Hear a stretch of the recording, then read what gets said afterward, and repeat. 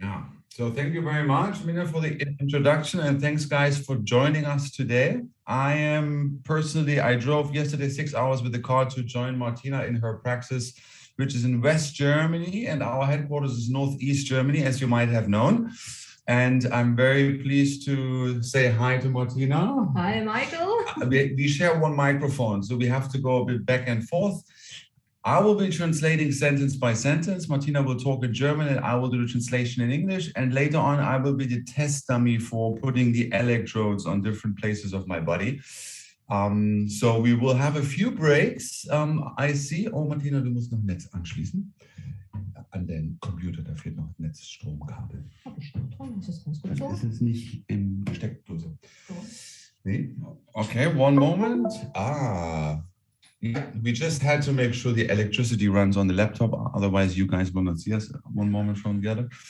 So we will have a PowerPoint presentation in the first part, and I guess we will have a break, let's say, every 1 hour, every 1.5 hours. We will see. Something like this. And we will make a natural break so you guys can relax, breathe a little bit. We will cover quite some territory today.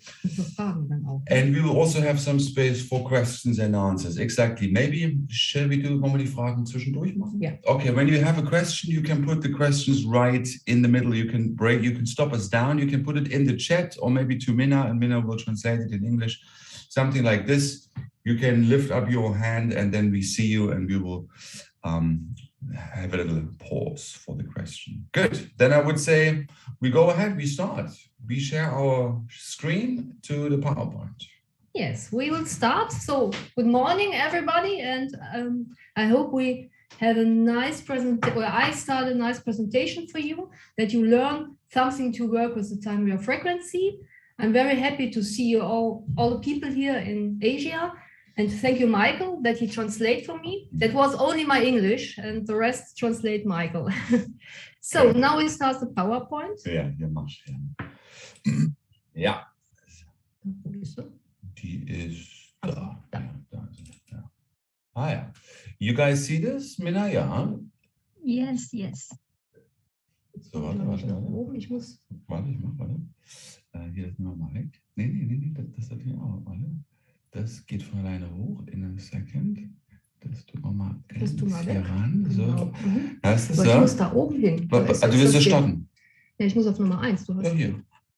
Warte, da gibt es einen Trick. Da. Dann machen wir. Perfekt. Aber ich muss von Folie. Power, Benutzer, du machst jetzt. Muss weg. Ja, mach das hier nach unten. Bildschirmpräsentation. Start. Und jetzt mach das wieder hoch. Ja. So, you saw my picture? Gut. Yes. Dann machst du auf Deutsch und ich mache auf Englisch. Ja. Okay. Rechts wäre hier, ne? Da machst du nach vor, da zurück. Good. So, disclaimer. Yeah, this is the disclaimer. We will do this in English anyway. Sie können das eh nicht lesen. Ja, genau, perfect. Und das funktioniert nicht, wenn ich das. Dann machen wir mit der Maus klicken. So. Das dauert noch eine Weile. That's my praxis. Das ist meine Praxis, wo ich lebe, mit meiner E-Mail-Adresse und allem, was dazu gehört. So that is her clinic, her practice and her personal details, just that you guys know if you have a personal question. Könnt ihr eine E-Mail schreiben? You can write her an email in case you have some specific question, but not too many mails, just if there's one very specific question, you can write Martina as well an email regarding that seminar we are doing today. Also nur in dem Zusammenhang. Das ist unsere Time Wave Frequency Maschine, um die es heute geht. So we will talk about time wave frequency today, as you all know. Was ist das der Time Wave Frequency ist das einzige Gerät, was eine kombinierte informationsfeldgesteuerte Frequenztherapie hat. So time wave frequency is a combination, as you know, regarding time information field. There's an interface to the information field and an interface to the hand electrodes microcurrent. Das braucht man nicht. So das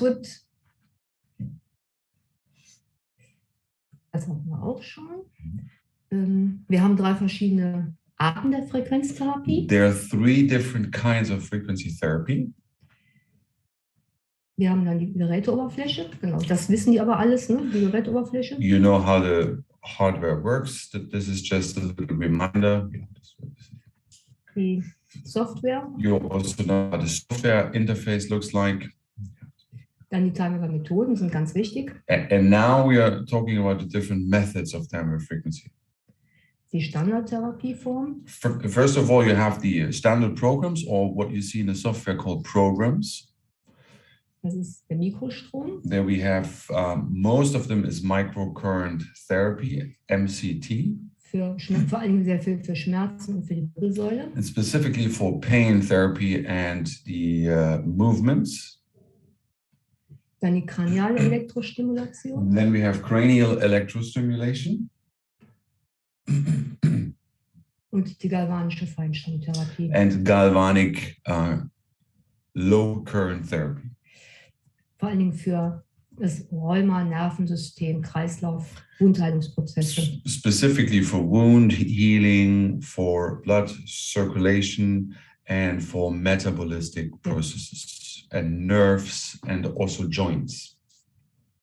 Und dann haben wir noch die transkraniale Stimulation. And then we have transcranial electrostimulation. So, dann haben wir die Energiemeridiane zur Wirbelbehandlung als zweiten Punkt der.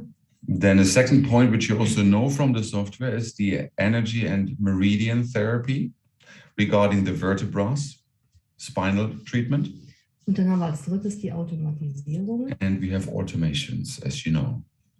Und dann haben wir die systemische Frequenztherapie noch nach Nonina. And as a last thing, this is the main part of time wave frequency, is the systemic therapy according to Nununina.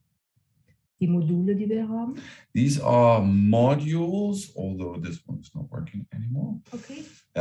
These are potential connecting hardware pieces such as cardio and home and healing. You can, of course, connect to your time wave frequency with cable or with internet. So. Was ist Elektrotherapie? Wir haben bei der Elektrotherapie im Grunde genommen Bewegung elektrischer Ladungen auf leitfähigen Materialien. So electrotherapy means we have a movement of electric energy on leitfähigen Materialien, on conductible materials.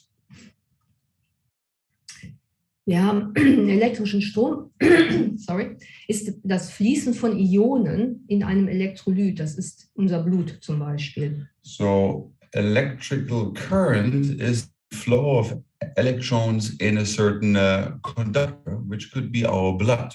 Wir haben 3 verschiedene Stromflussrichtungen. And there are 3 different kinds of current directions, how the current is flowing.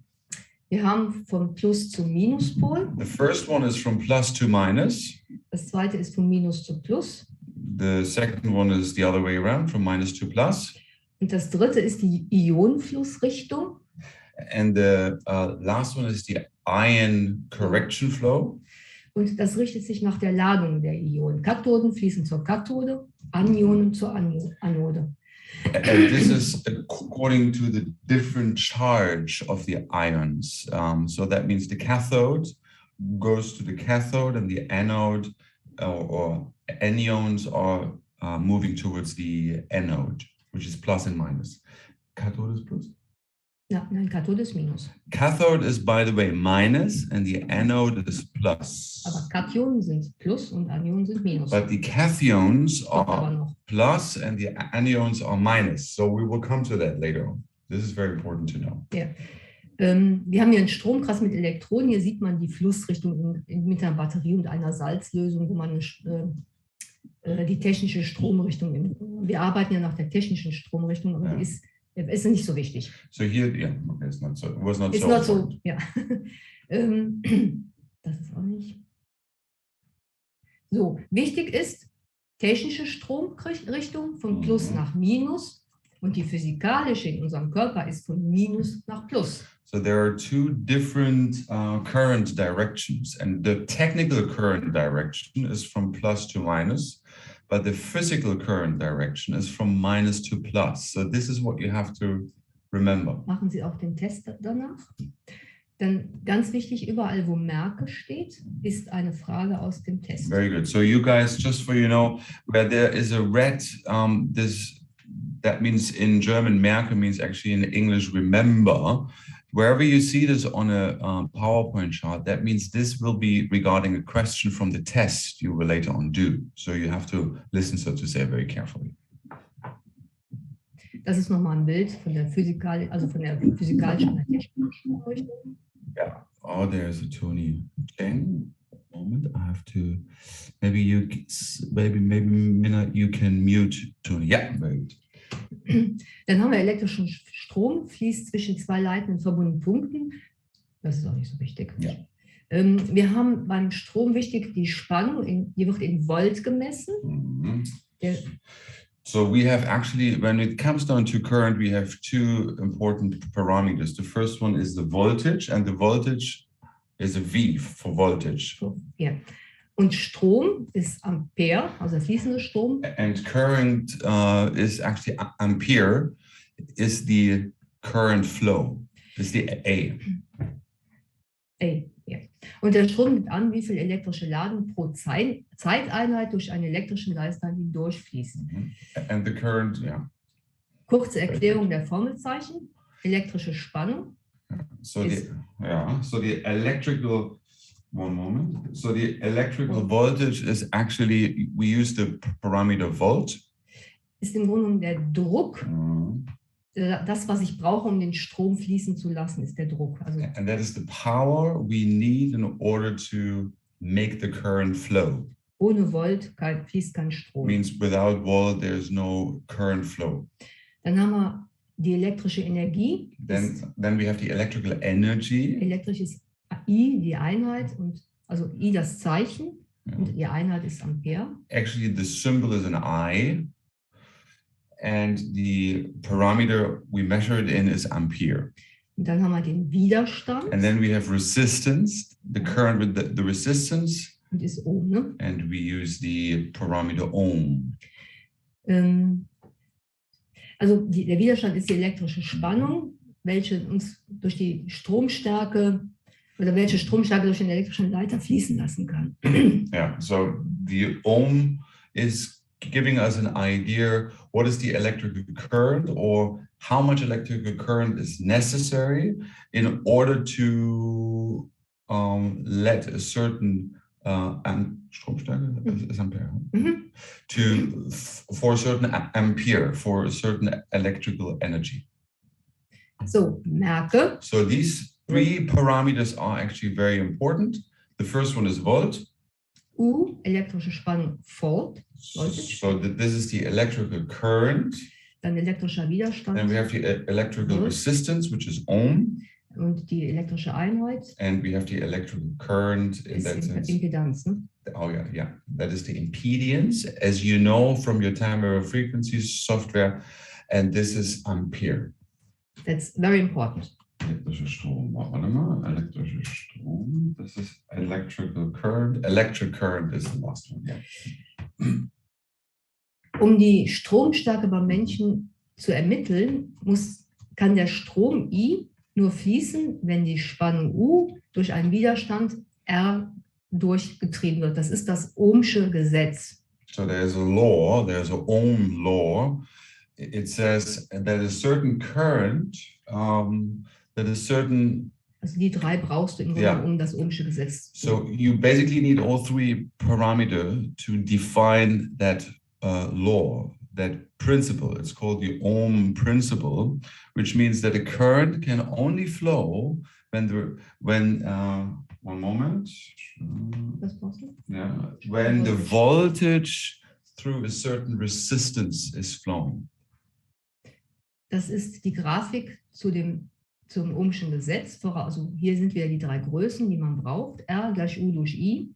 So here, this is again the Ohm principle, and you see the three parameters again: the R, the U, and the I. Was war nochmal das R? R ist resistance. So the R is resistance. Über. Das war die Stromstärke. Genau.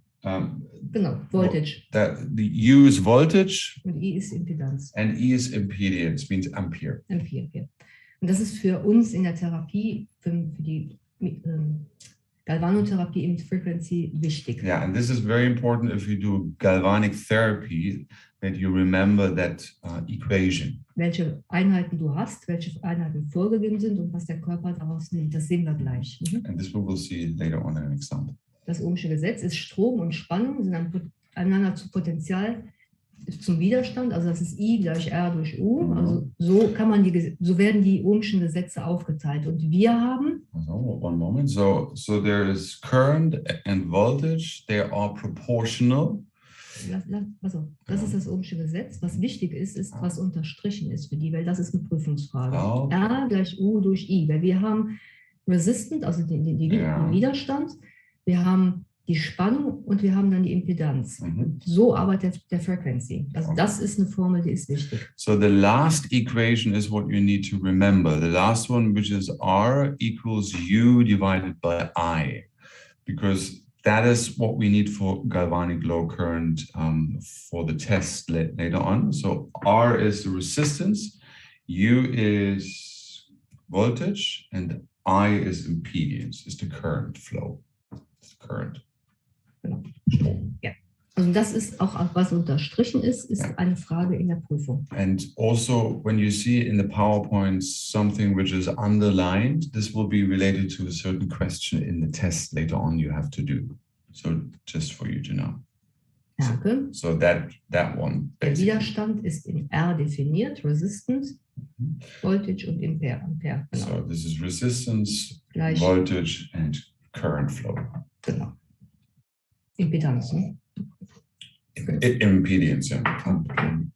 Das ist eine Stromstärke. Das ist eine Prüfungsfrage. Ja, das ist auch für die Prüfung relevant. Was ist wichtig für den Widerstand gegen den Strom? Was hängt davon ab, wie der Strom fließt? So now, this is also important for you guys to know. Now, what are the dependent factors of the current flow? Die Größe und Fläche der The Elektroden. first one is, of course, the size of the electrodes. The bigger, there's more current flow. The smaller, there's less current flow. Die Feuchtigkeit des Puffers. But also, if the buffer is moist or if it's dry, Die Durchblutung des Arenals. the circulation of this area, you put it on, Die Hautfeuchtigkeit the skin wetness or moist of the skin, und die vorgegebene Frequenz. and obviously the frequency you use. So these 5 parameters are, let's say, responsible for a successful treatment. Auch hier wieder merke, bei Frequenzen unter 10 Hertz liegt der Widerstand bei Klebeelektroden über 10 Kiloohm. Das heißt das praktisch. Das ist von Markus, das wollte er immer so haben. Okay, so then this is also important. If there are frequencies below 10 hertz, then the resistance with the sticky electrodes is above 10 kilo ohm resistance. Der Widerstand, genau. Also wir haben bei uns in der Krebstherapie ja ganz andere Maßstäbe. Das hat was mit der Zellstruktur zu tun. Okay, this is just something you have to remember. Ja, das ist auch. Hier kommt das positive geladene Ionen, Kationen wandern zum negativen Pol. So this is also important. Positive charged ions, which are cathodes, they are going to the negative pole. Und negativ geladene Ionen, Anionen, wandern zum positiven Pol. And negative charged ions, which are called anions, they are going to the positive pole. Das ist für uns in Deutschland wichtig für die Iontophorese, das brauchen wir nicht. Merke. So here is again something where there will be a question, like a test question. Positiv geladene Ionen, Kationen, wandern zum negativen Pol. So one more time, the positive charged ions, which are called cathodes or cathones, they are moving to the negative pole. Negativionen, Anionen wandern zum positiven Pol. And negative charged ions, which are called anions, they are moving towards the positive pole. Und das ist sehr, sehr wichtig. So that is important that you know the direction of how the current is actually flowing. Es ist auch wichtig, wie man dann die Elektroden positioniert. Yeah, and therefore also what is the danger, or what is very important here, is where to place plus and minus on the body, because the direction or the current flow is very important in galvanotherapy. Yeah. This is different than what we do with alternating current. Nunina uses Wechselstrom, means alternating current. There it doesn't matter if you have plus or minus left or right. This is not relevant, but for galvanic treatment, you need to know where you place the electrodes on the body. Very important. Nächste Prüfungsfrage. Bei geeigneten angefeuchten großen Elektroden besitzt der Körper einen Gleichstromwiderstand von ca. 5000 Ohm.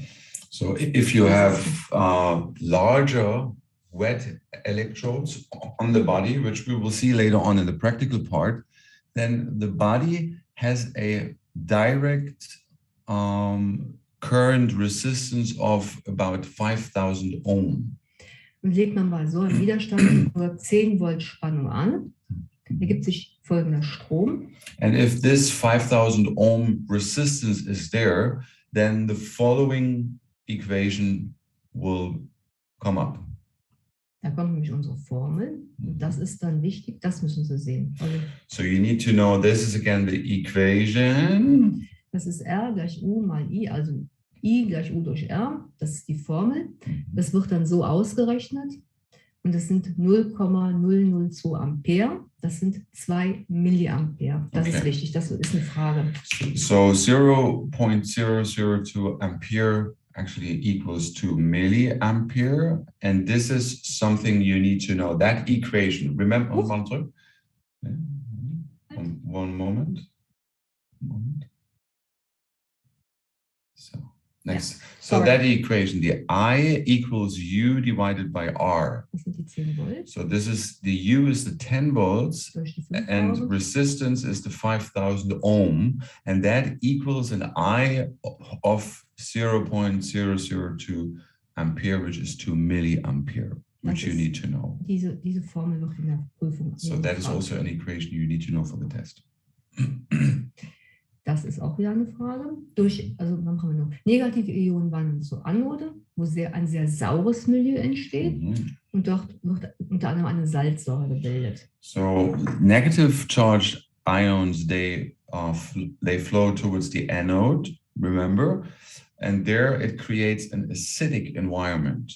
An acidic environment, which is the opposite to an alkaline environment. So it's an acidic environment, and there it creates what we call acid. One moment. This is called saline acid. That is what is being created when this flow direction is. Und das ist auch wichtig, ist in der Prüfung. And that is also a question for the test. Merke, Anode, Säure, Kathode, Base. So again, this is important. If you talk about the anode, then it creates an acidic environment, and if you talk about the cathode, it is an alkaline environment. Bei einer gemeinsamen Intensitätserhöhung des Stromes und niedriger Dosierung kommt es unter der Anode zur Schmerzlinderung.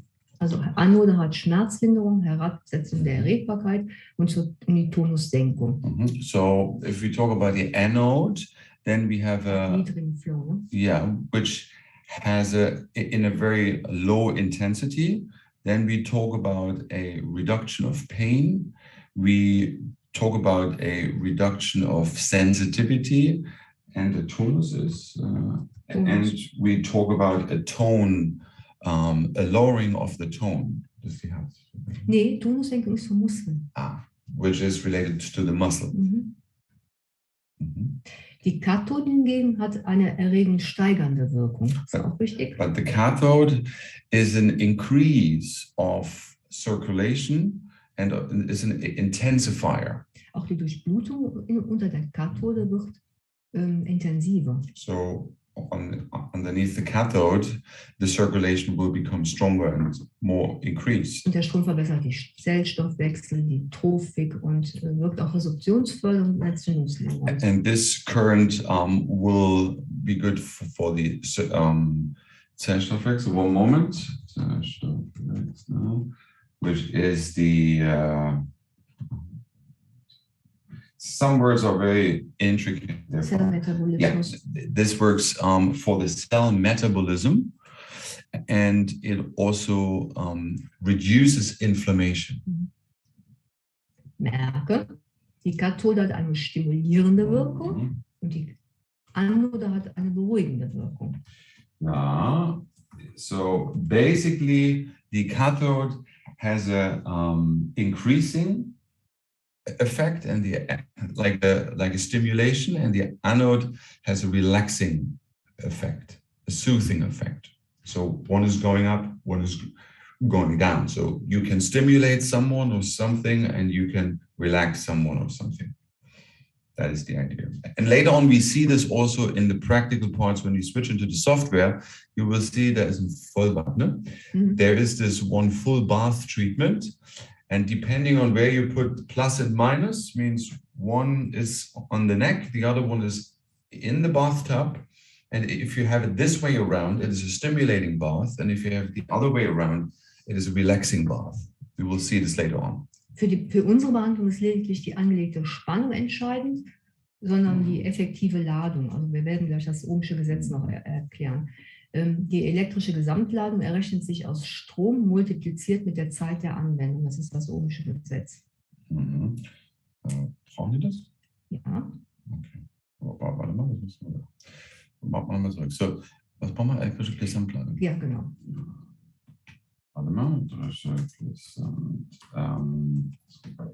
So there's a total electric charge, and the total electric charge is defined by current multiplied by the time of the treatment. Genau, das ist die elektrische Ladung, Q. So this is the total electric charge, which has the symbol Q. Mit Stromimpedanz. Which means impedance, current. Ampere. And ampere. Multipliziert mit der Zeit, T. Multiplied by time, which is T. In Sekunde. And will be shown in seconds. Das ist dann. So that is the full equation. Is Q and ampere in Sekunde. Times seconds. Coulomb. And Coulomb is what is C? Ladung gleich Strom mal Zeit. And Coulomb means current equals time, Ladung, one moment. Muss ich auch. This is charge, means current times time. Yeah. Charge equals current times time. Merke, Ladung gleich Strom mal Zeit, Q gleich I mal T. Das ist der Satz dazu. So again, this is the main equation. Das müssen Sie sich merken. And this is what you have to remember, which is actually the charge equals current times time. With this Q, it is I times T, multiplied by T, multiplied by time. So. Also grundsätzlich ist wichtig, je höher die Spannung, desto mehr Strom kann fließen. Das sollten Sie sich merken. So important is here to say that the higher the voltage, the more current can flow. Also das ist der Druck. Einfach gesagt, wenn man ein Wasserrohr hat, durch dieses fließt ein geringer Druck. Das ist die Spannung, Wasser. So there is an equation. If you have a water pipeline and if there is a low pressure, means the pressure is the voltage. Und wenn das Rohr verstopft ist, muss man ja gegen den großen Widerstand andrücken. Und wenn man den Wasserdruck erhöht, also die Spannung erhöht, dann kann der Strom auch wieder besser fließen. Dann überwinde ich das Hindernis dadurch besser. Du brauchst mehr Spannung. Yeah. Okay. So remember, this is a bit like a water. It's a bit like a water pipeline. This analogy. Yeah? So there is a low voltage, which is the pressure of the water pipeline. So if this pipeline is blocked, then you need a higher voltage in order to deblock it so that the current can flow better. Ja. Elektrische kann viel. Ja, das ist auch wichtig. Okay. Wir haben verschiedene Flussformen, also elektrischer Strom kann in verschiedenen Formen fließen. So electric current has many different ways it can flow.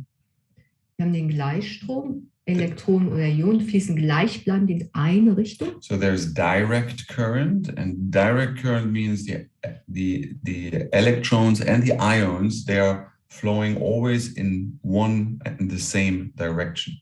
Dann haben wir den monophasisch-asymmetrischen Strom. Then there's the monophasic current. In der Elektromedizin gibt es viele Anwendungen für den Gleichstrom. You have to mute someone. One moment. Maybe, Mina, you have to participate.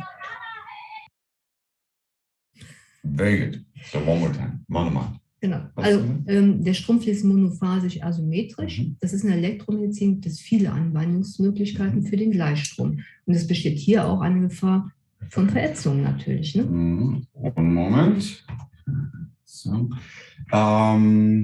yeah. So the direct current is a specific. So one more time. The electrons and the ions, they flow in the same direction.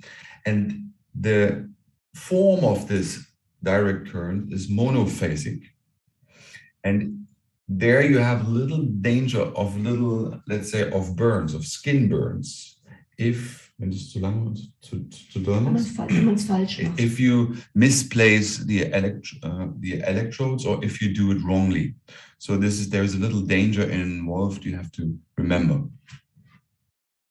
It's a skin burn. Dann haben wir Wechselstrom. Da ist der Elektron- oder Ionenfluss wechselständig in verschiedene Richtungen. Then you have alternating current, which means plus and minus is constantly changing. Das heißt, and the current flow is changing as well. Die Anode und Kathode tauschen ständig hintereinander, ne? Genau. So the anode and cathode, they are switching all the time. Und der Strom fließt dann biphasisch. And the current is actually flowing biphasic. Ich gehe jetzt mal zurück, weil wir haben hier Gleichstrom, wichtig zu merken. One more time back. Der Strom fließt monophasisch asymmetrisch, Gleichstrom, merken. Und es besteht beim Gleichstrom eine Verätzungsgefahr. Das ist prüfungsrelevant. So one more time for the test later on. Direct current, the current flow is monophasic. Asymmetrisch. And monophasic asymmetric. And there is a danger of skin burns. This you have to remember. Wechselstrom ist biphasisch, genau. Das kann man überspringen. Gleichstrom fließt immer in die gleiche Richtung. Wechselstrom verändert die Flussrichtung. So obviously direct current is going into one direction and alternating current is changing the directions. Und die Häufigkeit einer Richtungsveränderung in der Frequenz, die in Hertz gemessen wird. And how many times the change of the flow is being shown by the hertz frequency, so per second. So that means if you have 100 hertz, then 100 times per second, the direction of flow is changing from plus to minus, plus to minus. And because it's so quick in 1 second, you feel it as a buzzing sensation. But if you have 1 hertz, that means one time a second, you have plus minus changes, and then you feel it like a pulsating 1, 2, 1. In Deutschland haben wir Strom mit 50 Hertz. Also ich weiß nicht, ob das jetzt für die... Yeah. Usually in Germany we have 50 Hertz, which is a local parameter. Wir haben Impulsstrom auf verschiedenen Formen. Das ist... Also doch, warte. Nee, Impulsform. Impulsdauer. There's an impulse current. Ja, nee, also wir haben Merke, monophasisch Gleichstrom. So monophasic is actually direct current. Biphasisch ist Wechselstrom. And biphasic is Wechsel. Alternating current. Das müssen Sie sich merken. This is something you have to remember. Warte, ich mache mal monophasisch. It's called monophasic and biphasic. Monophase and biphase. Wir haben in der Elektrotherapie einfach entsprechende Frequenzstrukturen. 0 Hertz ist Galvano, 1 bis 1000 Hertz ist Niedrigfrequenztherapie, Mittelfrequenz, Hochfrequenz. Das kommt, muss ich gucken. So there are certain names we use in galvanotherapy. 0 Hertz is actually technically called the galvanic therapy. From 1 Hertz to 1000 Hertz, we call it low frequency therapy. From 1000 to 100,000 hertz, we call it middle frequency therapy. And what is above 100,000 hertz, we call it high frequency therapy. Dann haben wir hier die Umrechnungshilfen. Da kommt noch was her. Genau. 1 Ampere sind 1000 Milliampere. So this is when you, this is just for you to remember, if you see the ampere, for example, 1 ampere means basically 1000 milliampere. Und 1 Milliampere sind dann 1000 Mikroampere. And 1 milliampere is 1000 microampere. Und 1 Ampere ist 100. 1 million. Yeah. So, and basically 1 ampere means 1 million microampere. Genau. So it's 1000. 1000 and 1000. Und 5000 Ohm sind 5 Kiloohm. And 1000 ohm, remember this is the resistance, is 5 kilo ohms. Und 1 Kiloohm ist 1000 Ohm. And 1 kilo ohm is obviously 1000 ohm. So it's always times 1000. Jetzt kommt die Wirkung des Stroms auf den elektrischen Körper. Das war jetzt erstmal Strom erklärt und jetzt kommen die weiteren Theorien. So now we have just gone through the theoretical part. What is resistance and ampere and voltage and current flow and everything. Now we want to talk about what is the effect electric current has on the body. Hier versuche ich nur die prüfungsrelevanten Sachen durchzubringen. So we only touch what is relevant for the test. We are not going through all the different slides, but we are sticking to the slides which are relevant for you for the test. Wichtig für die Wirkung des Stromes ist die Stromstärke. So very important for the current is the current strength. Der Weg des Stromes im Körper. But also the path the current flows through the body. Die Einwirkungsdauer und die Frequenz. The time of how long the current is affecting or is on the body, and the frequency itself. These 4 parameters are important.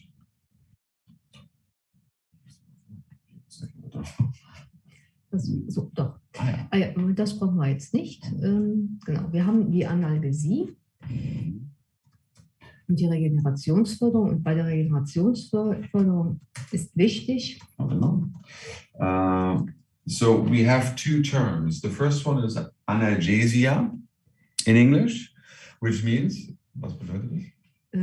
Das ist die Erhöhung das ist nicht so wichtig. Was okay, wichtig that is not so important. Was wichtig für die Prüfung ist die Regenerationsförderung. What is very important for the test is the second one is called the regeneration promotion. Dass du unter der Kathode natürlich den Metabolismus noch höher bringst. Ne? Genau. So cathodic, you intensify the metabolistic processes. Stimulieren der Protein. That means you stimulate the protein synthesis. Und wichtig in der Prüfung ist die ATP-Erhöhung. And what is also very important for the test is you have an ATP increase. Und zwar zwischen 10 und Mikroampere und 1000 Mikroampere. Between 10 and 1000 microampere. Das ist wichtig. The ATP is the energy carrier of the cell. Es wird dann gefragt, ab wann die ATP-Erhöhung da ist oder ab wann man sie hat. Und das sind dieses Parameter. So whatever is underlined is very important for the test. So that means the ATP increase is from 10 to 1000 microampere. So. That is important. Das kommt noch. Ja, der Strom verbessert den Zellstoffwechsel und die Trophik. Das ist Ernährungs- und Stoffwechselzustand des Organismus. The current is actually increasing or promoting the cell metabolism and the trophic. For all those who don't know what is trophic. Das ist Ernährung und Stoffwechselzustand. Okay, which is the trophic is the situation or the condition of nutrition. Und entzündungslindernd und respirationsfördernd. But the current flow also is lowering the inflammation. It decreases in inflammation and it increases the resorption. So, jetzt kommen die Frequenzbeobachtungen.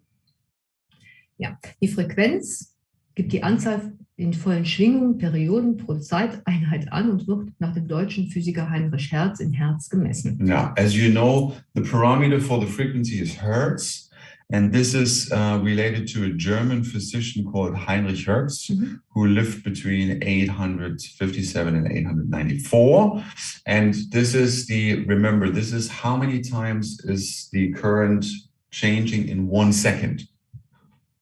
So means alternating current, 1 Hertz means 1 time change of plus and minus per second.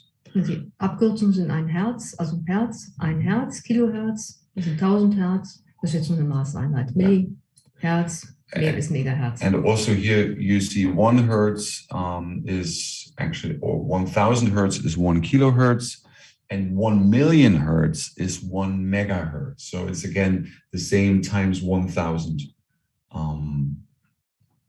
equation. Das sind die einzelnen Schwingungen in Frequenzen, da kommen wir gleich zu. Ja, relevant ist für die, also die kriegen ja die PowerPoint, da ist ja dann alles drin, was wichtig ist, aber relevant für die Prüfung ist, bei akuten Schmerzen in Ruhe- und Nachtschmerz werden immer höhere Frequenzen angewendet, zwischen 50, 100 und 250 Hertz.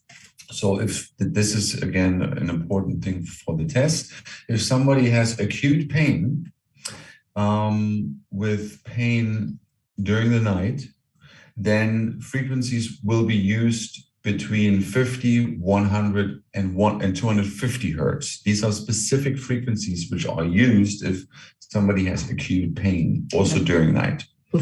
This is a question in the test. Yeah. Merke.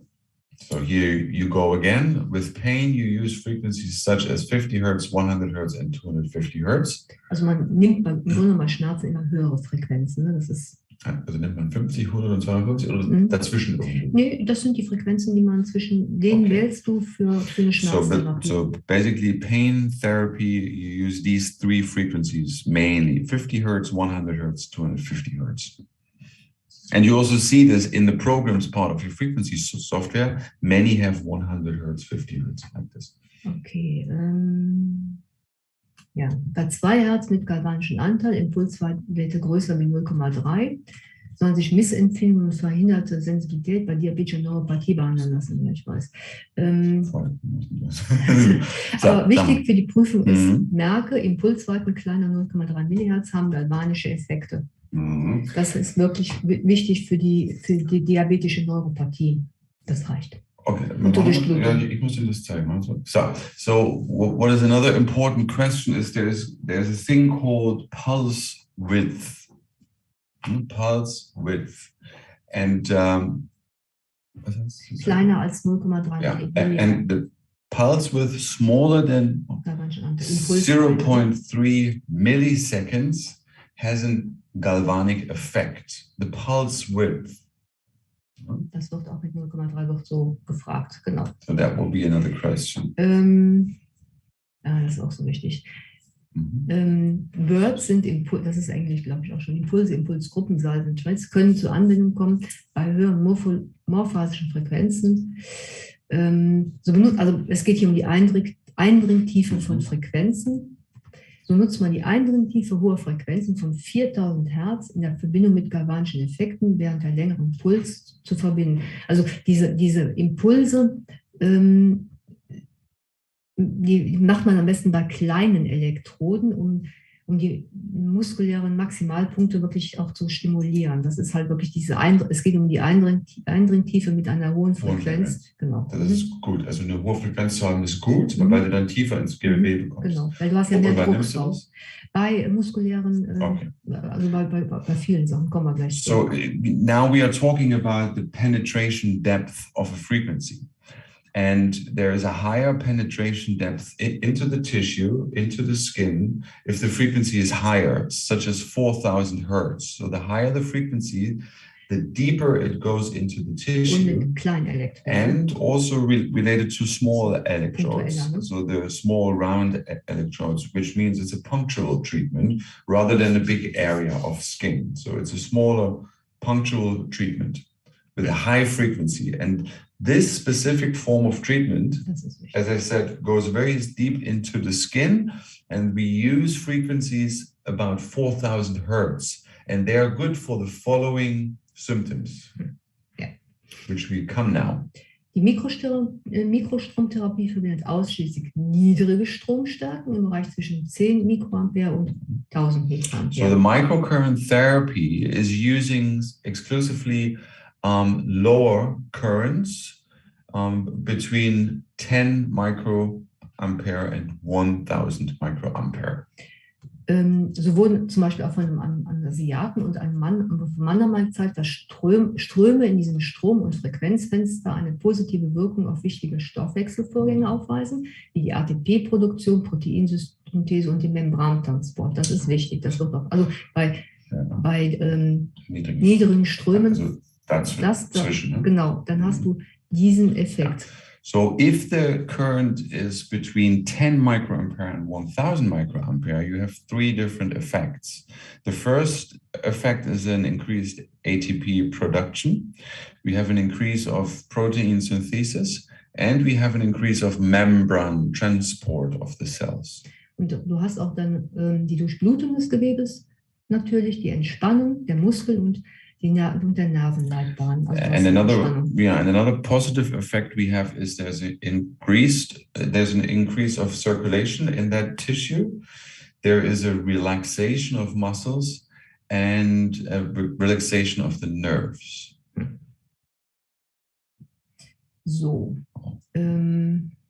das ist nur für mich, das ist Naturtherapie, das ist jetzt nicht relevant. Das habe ich nur mal als Stromstärke gemacht. So, jetzt kommt die großen Pioniere. So now we are talking about the main people in the frequency era, so to say. Galvani. We have a guy called Galvani. We have a guy called Rife, you know. We have a guy called Dr. P. Clark.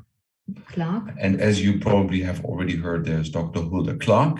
So these are the four main pioneers, you could say, in frequency therapy from the past. Jetzt kommt wieder Theorie als Stromform. And now we are talking about different forms of current and technical foundation of current. Wir haben beim Time of Frequency 4 Bereiche der Elektrotherapie.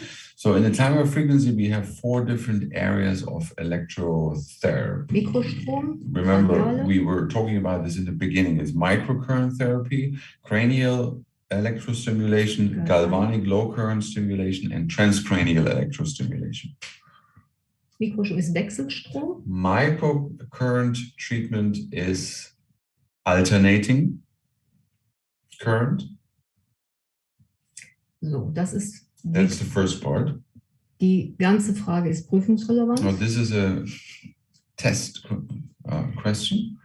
Niedrigfrequenze Wechselströme können größere Wirkung erzielen in folgenden Bereichen. So low frequent alternating currents can have a positive effect in the following areas. Aktivierung der Ionenkehle durch die Zellmembran.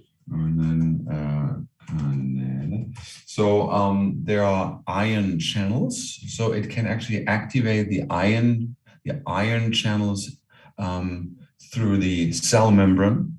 Regeneration von Knochenzellen und Knochenwachstum, Bones, irgendwas. So there are bone cells, so it can regenerate bone cells and it can promote the bone, the growth of bone tissue.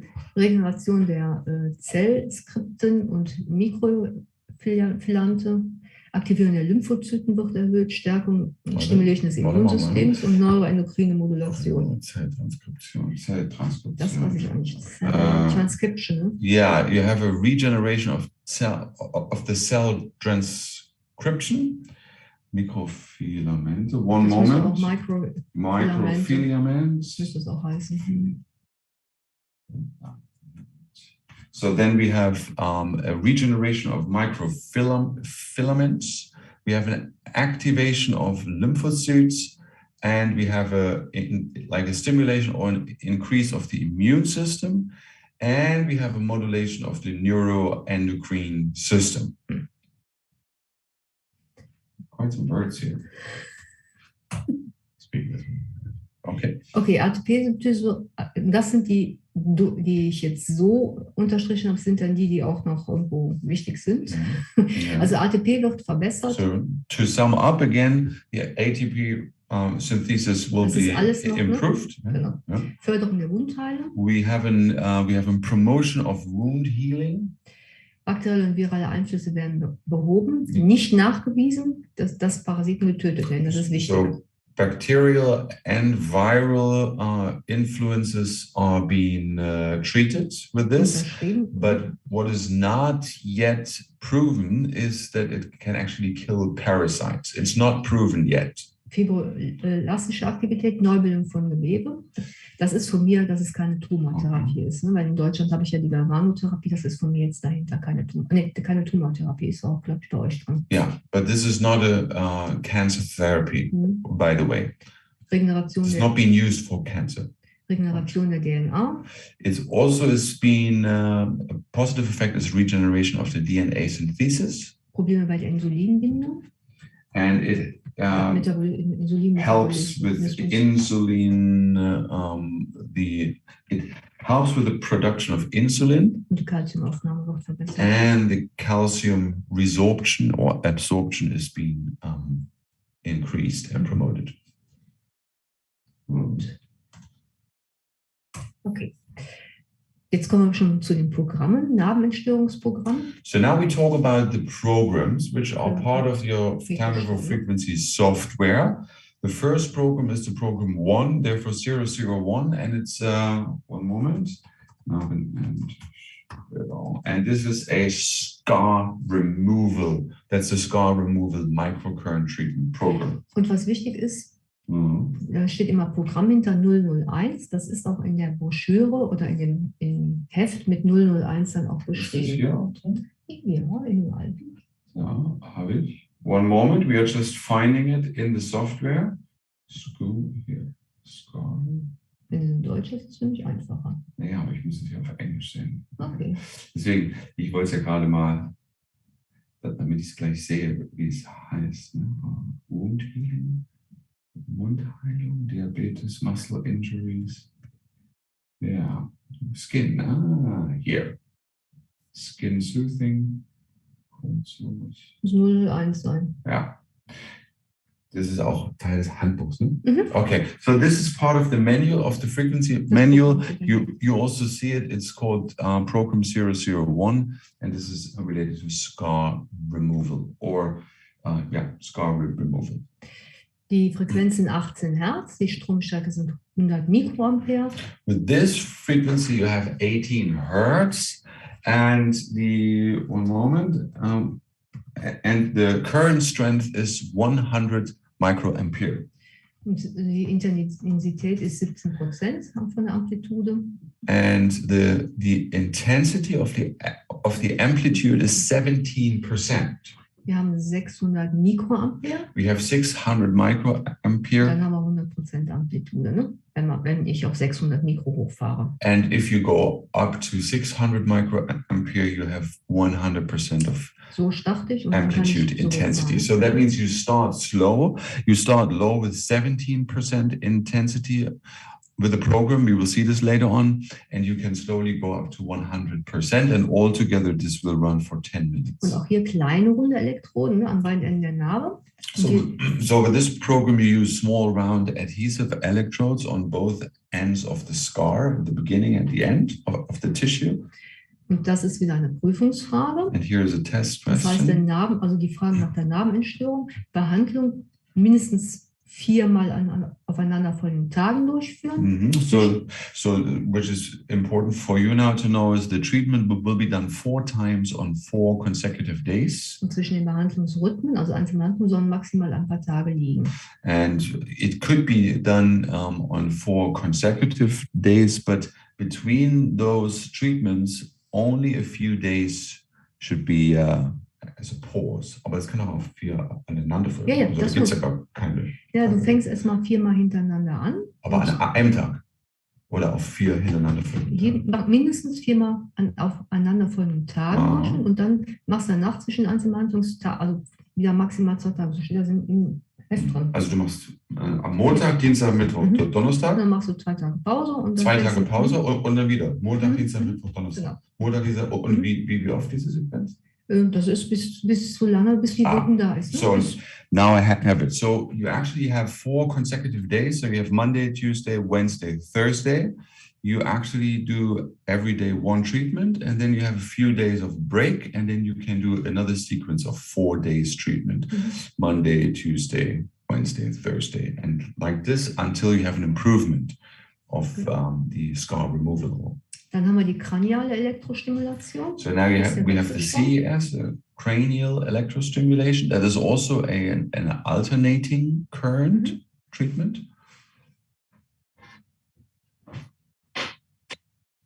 Ja, we do the questions afterwards. Also die Fragen machen wir danach, weil wenn es jetzt dazwischen kommt, ist es zu viel. Ein prüfungsrelevantes Beispiel, der ist Rest Legs, das ist zitternde Beine. We have the restless leg syndrome, which you know, this is an English term. This is also for the test important.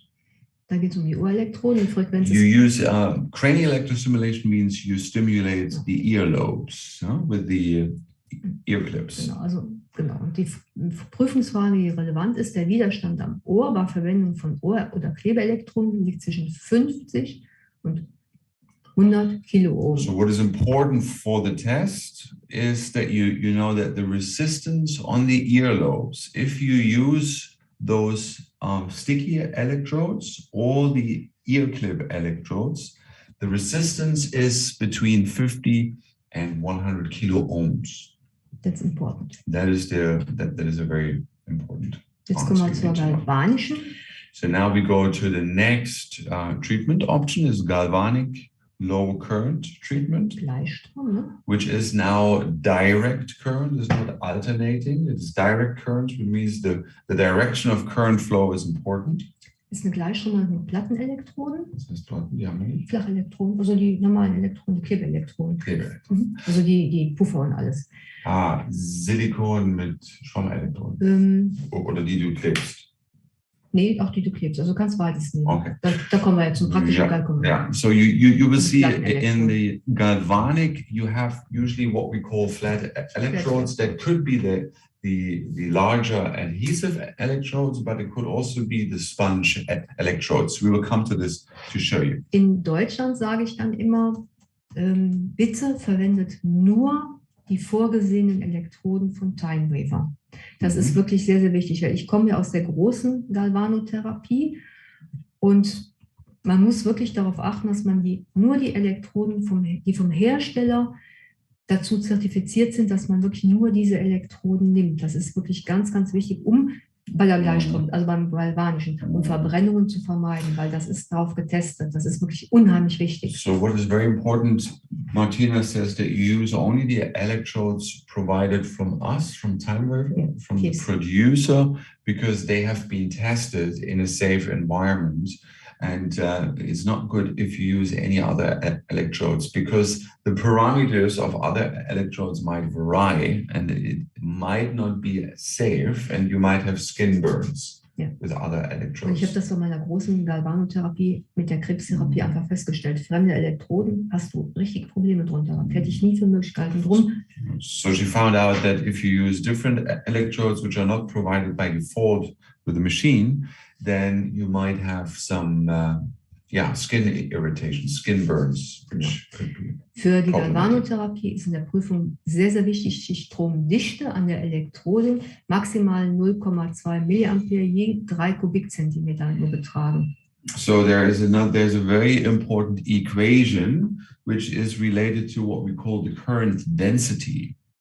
So the current density is, and that's very important for you to know, on the electrode can be maximum 0.2 milliampere per 1 cubic centimeter. So one more time, the current density on the electrode should be maximum 0.2 microampere per cubic centimeter. That's Quadratzentimeter. Kubik. 3 ist Kubik. 3 Kubik. Also eine 3. Aber das ist ein Würfel. Ja.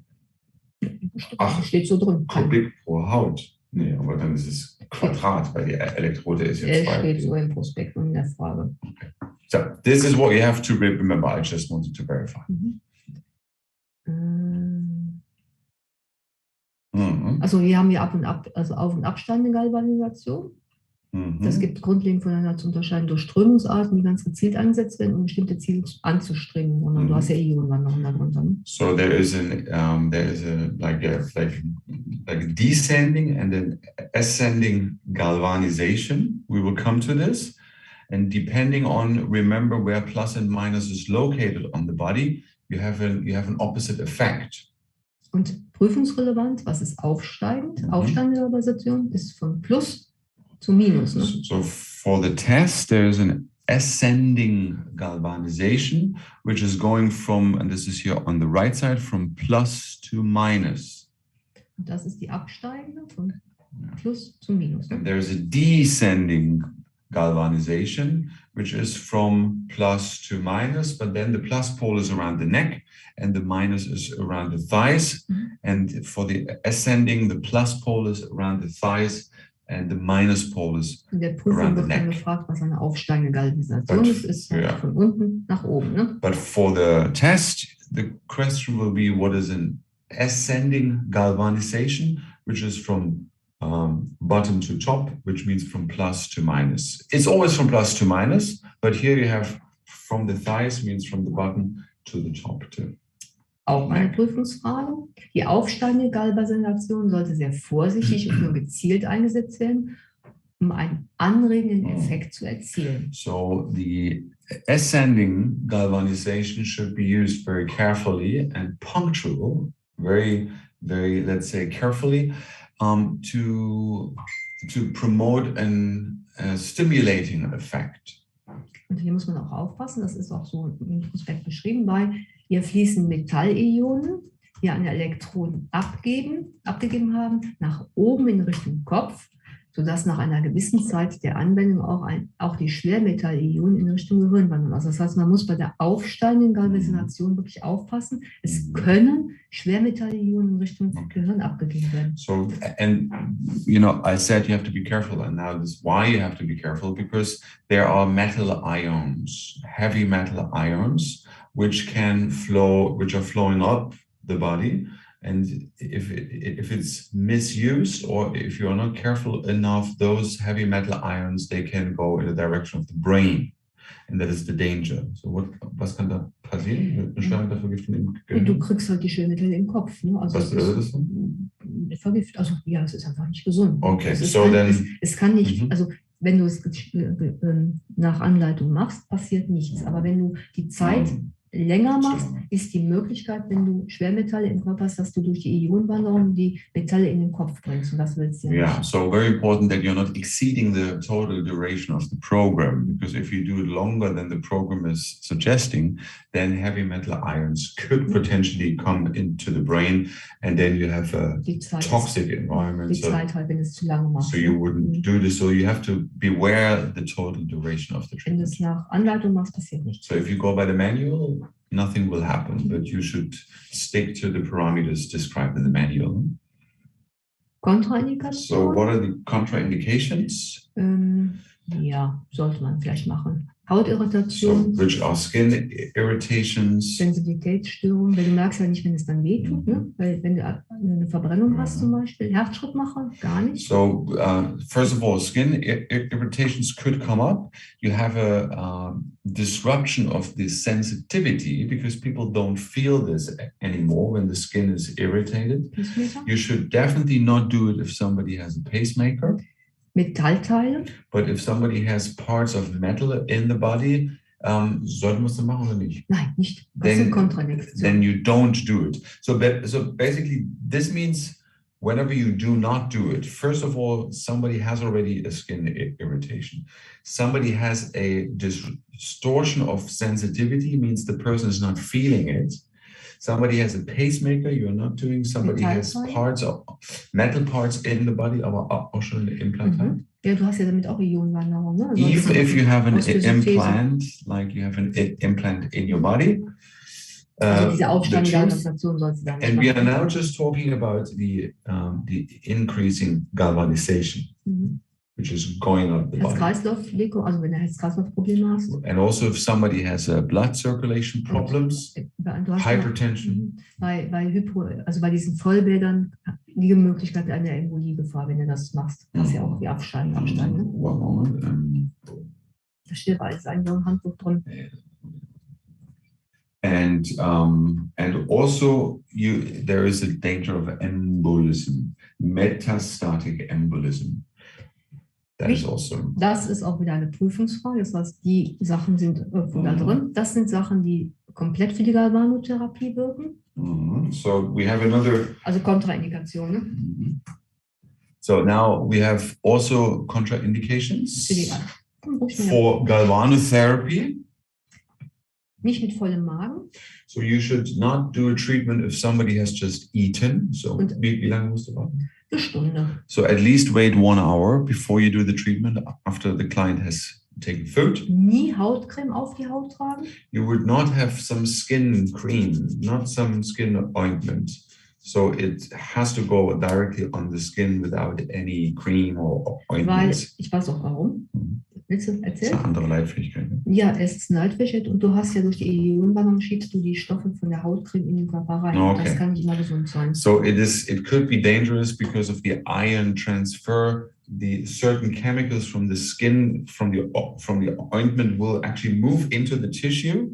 This is not very good. And second of all, you have a different, because it's more wet, you have a different current flow. Und du hast mehr durch die Creme auch eine höhere Leitfähigkeit und die Gefahr einer Verbrennung ist auch sehr groß. Genau. And there is a higher conductivity and you could cause some skin burns. Kein Schmuck sollte angetragen werden. So you shouldn't have any bracelet or earrings, so no metal on the jewelry, no jewelries. Bei Handanwendung, das ist, wenn wir im praktischen Teil die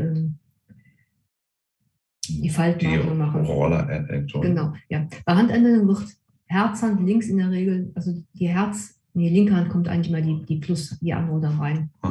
So there are certain treatments you will know that you have one reference electrode in your hand, and then, for example, you have the roller electrode.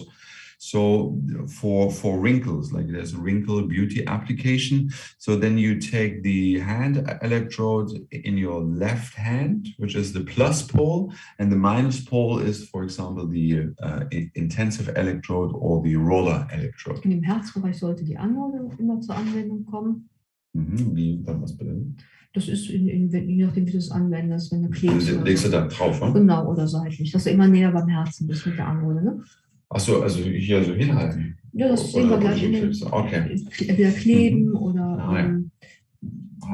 Ja, genau. Bändern. Okay, Ja, and genau. and in the hard area, you should always have the plus pole, the anode, actually. Weil die Anode wirkt ja beruhigend. Because the anode is relaxing, has a relaxing effect. Während die Kathode ja anregt. Ne? And the cathode, which is minus pole, is actually stimulating, and you don't want to have this on the heart. Wenn ich das am Herz mache, nicht. Ne? Yeah, so you don't want to stimulate the heart. You want to actually relax the heart. Therefore, the plus pole, the anode, should be related or close to the heart in proximity. Keine Anwendung bei schweren Infekten. You should not use the galvanic treatment if somebody has a severe infect.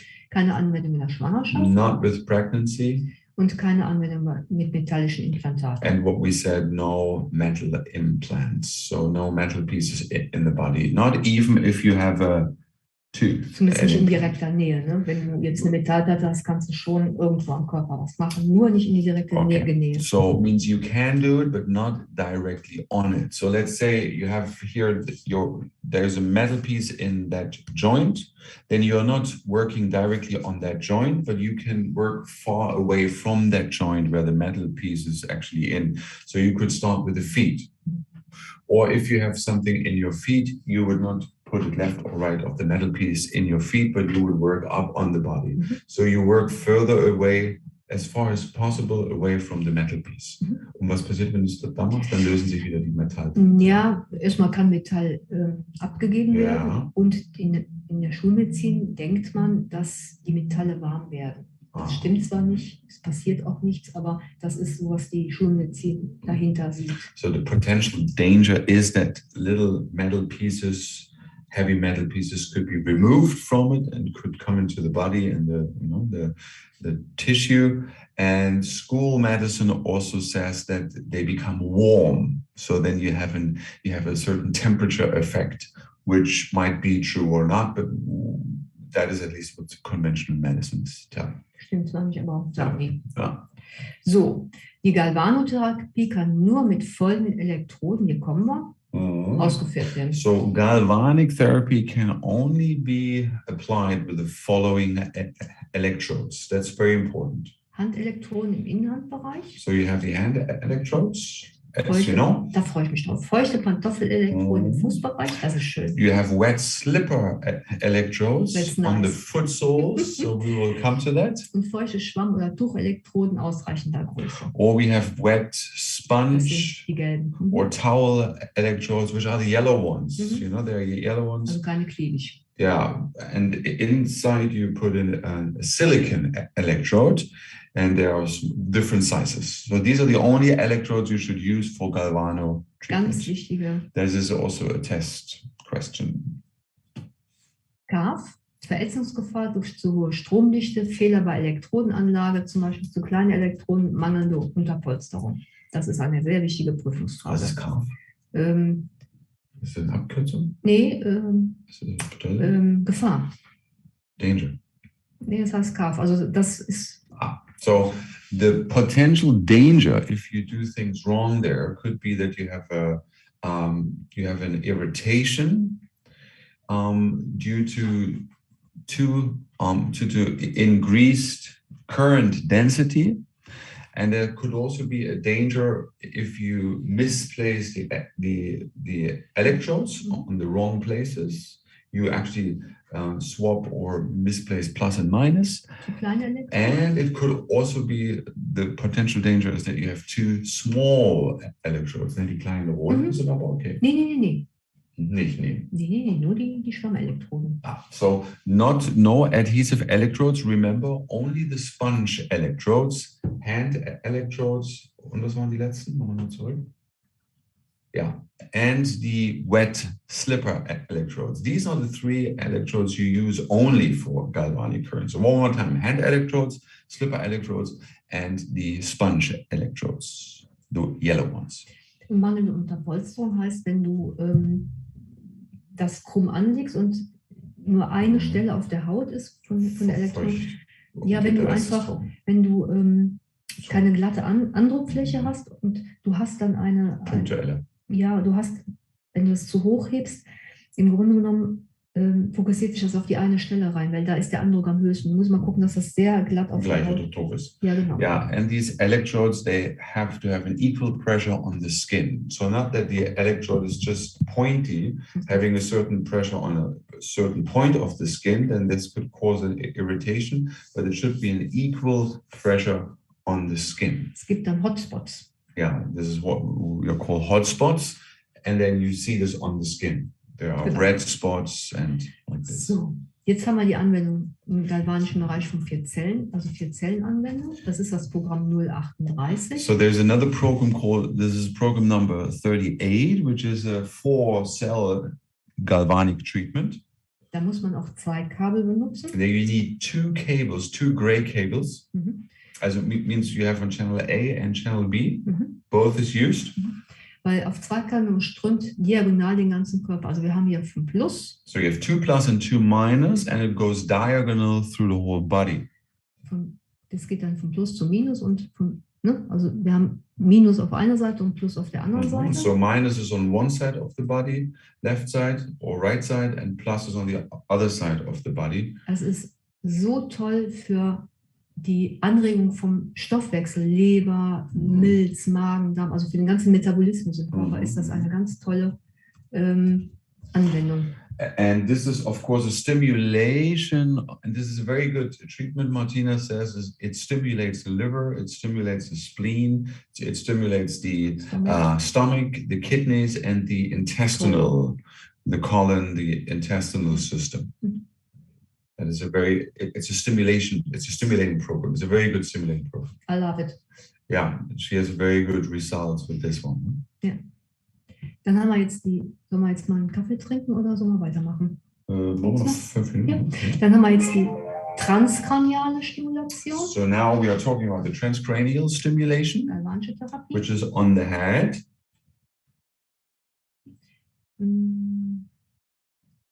Die dauert nur mehrere Minuten, die Sitzung. Usually this treatment or this application is only going for a couple of minutes. Die Stimulation hängt von verschiedenen Faktoren ab. Also es wird im Grunde die kortikale Erregbarkeit wird hier beeinflusst. Ne? And we are actually working directly on the skull. Stimulate on the skull. Das machen wir da. Das sind die Punkte, da werden wir ein Video zu gucken zu den Punkten. So we will soon watch a little video where it is explained how to properly place the electrodes. There's a video and a video link. We'll come to that. Das sind die Punkte. So here you have all the different points. This is a bird's eye view onto the skull. Like the camera is going on the skull from the top, and these are the different points. If you look from top onto also the das sind die skull, Punkte, wo die Elektroden angelegt werden. and these are the points you place the electrodes. Und da muss man auch wirklich sehr genau arbeiten. And you have to be very, let's say, very correct with finding the points. Und da habe ich dann das Video zugefunden, damit man weiß, wie man die Punkte ausrechnen kann. And in order to properly determine the points, there's a video. This is what we are soon going to watch.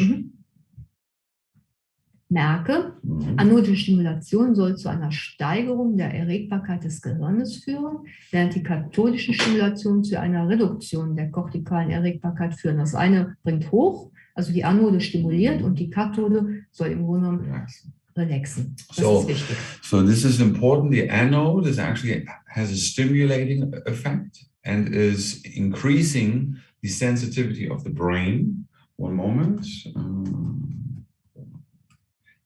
And is actually increasing the excitability of the brain, and the cathode has a relaxing effect and has a decrease of excitability of the brain. So one is again stimulating, the other one is relaxing. Und das ist auch eine Prüfungsfrage, ne? That's also a test question.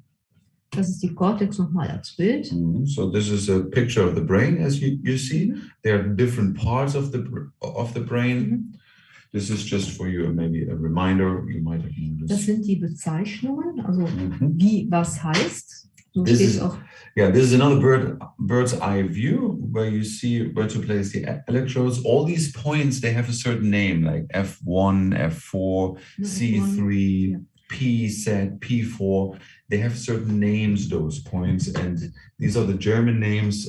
We will see that there can be an English, In meinem ersten Kurs, den ich gegeben habe, wurde dann gefragt, wie man rechnet, und habe ich nicht wirklich hinbekommen. Und dann habe ich das Video dazu gefunden, weil das ist schon kompliziert. Das sollte man auch wirklich ganz fein aushalten, wenn man weiß, was man nicht machen darf. Also da war ich auch sehr lasch, wie ich das beim ersten Mal erklärt habe. Darfst du auch so übersetzen? Yeah. So when she gave the course for the very first time years back, she didn't really know that it's very important to find the exact points, but then she found that video, which is nicely describing that you have to be very correct with calculating where to place the electrodes. So we will come to that video that you see actually. Entscheidend für die wirkende Behandlung ist die Platzierung der Elektroden auf der Kopfhaut. Der Abstand zwischen den Elektroden sollte mindestens 8 cm betragen. So very important for the effect of the application is where you place the electrodes onto the skin of the skull, and the minimum distance between the electrodes should be 8 centimeters. Und für die transkraniale Elektrostimulation werden ausschließlich die Schwamm- oder Tuchelektroden verwendet, die um Silikonelektroden gewickelt oder gesteckt werden. Das ist Prüfungsfrage. And here, very important, that's also a test for the exam. You only use the sponge electrodes, which are the yellow ones, and you put the silicon, the black ones, inside. And then you put them in water, and so they have to be properly wet, and you use those elastic bands around the head, and then you tuck them in, you place them in. Und wenn man hier 0,9%ige Kochsalzlösung nimmt, ist es am besten. Yeah, and the best is not just normal tap water, but you have a salt solution water, which has 0.9% of salt. That was the best. So this is basically Teelöffel auf einen Liter Wasser? Nee, ich würde immer Kochsalzlösung in der Apotheke holen. Das ist immer die physiologische. You can buy it in a pharmacy. This is the best is 0.9 salt solution. Ist eine Infusionslösung und die kann man ja aufmachen und damit tränken, das ist am besten. Yeah. I mean, man kann es auch selber herstellen, aber weiß ja, aber dann musst du aber immer gucken, dass es wirklich 0,9% ist. Sonst hast du wieder, wenn du zu viel Salz hast, hast du eine höhere Leitfähigkeit. Also die 0,9% ist wirklich die von der Haut oder vom Körper physiologisch. Man sollte immer die physiologische Kochsalzlösung nehmen. Ne? So if you know how to do, you can produce it yourself, but then you have to measure that it is exactly 0.9% of salt solution in the water. Otherwise, if you don't have a way to measure it yourself, you buy it in a pharmacy, because this is the biological salt solution the body also uses with cells and communication within the body. Und hast du eine Lösung mit einem Salz, du weißt ja auch nicht, wie sauber das Salz ist. Du kannst ja auch da Schwermetalle oder irgendwas drin haben, je nachdem, wo der Abbau herkommt. Ne? Und dann hast du auch wieder Hotspots. And you also don't know, if you do it yourself, how clean the salt is you use. Oder du kannst Gifte drin haben, alles mögliche. Maybe the salt is also polluted with certain toxins. So therefore, if you want to go the safe way, you would maybe buy it in a pharmacy. It's better. And then you put the sponge electrodes in, and the sponge electrodes, they nicely soak with the salt water. You squeeze them a little bit. It shouldn't drip, but it should be nicely wet.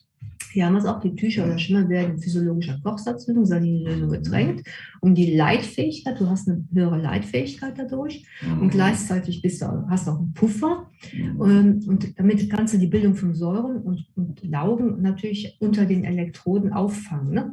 So what is the idea is with the salt solution, you have a higher conductivity than if you use normal tap water. So you would just put the sponges in, you would rinse them a little bit, and then you tuck it into the elastic bands. And the idea is, besides the conductivity, the increased conductivity, that you also, if there are some, if you have a production of acids, that will be located underneath the electrode, and you actually locate it. Also die Säurenbildung ist nur dann darunter.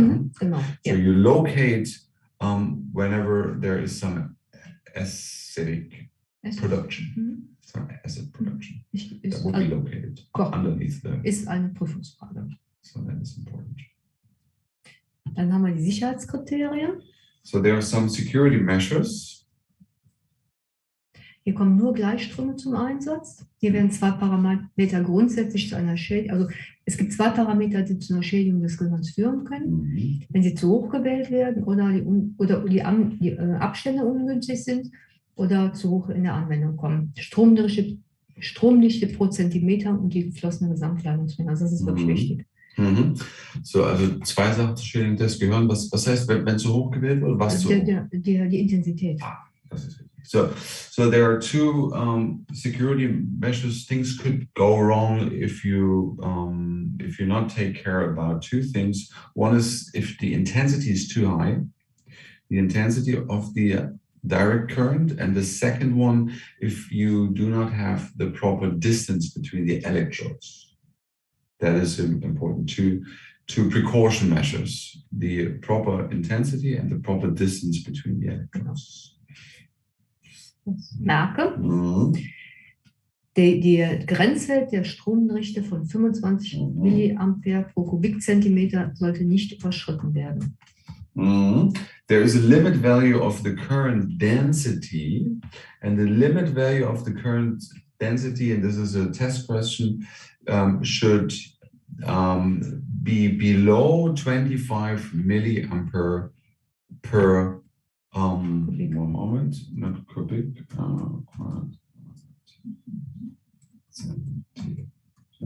Yeah, square centimeter per square centimeter. So one more time, the limit value of the current density should be below 25 microampere per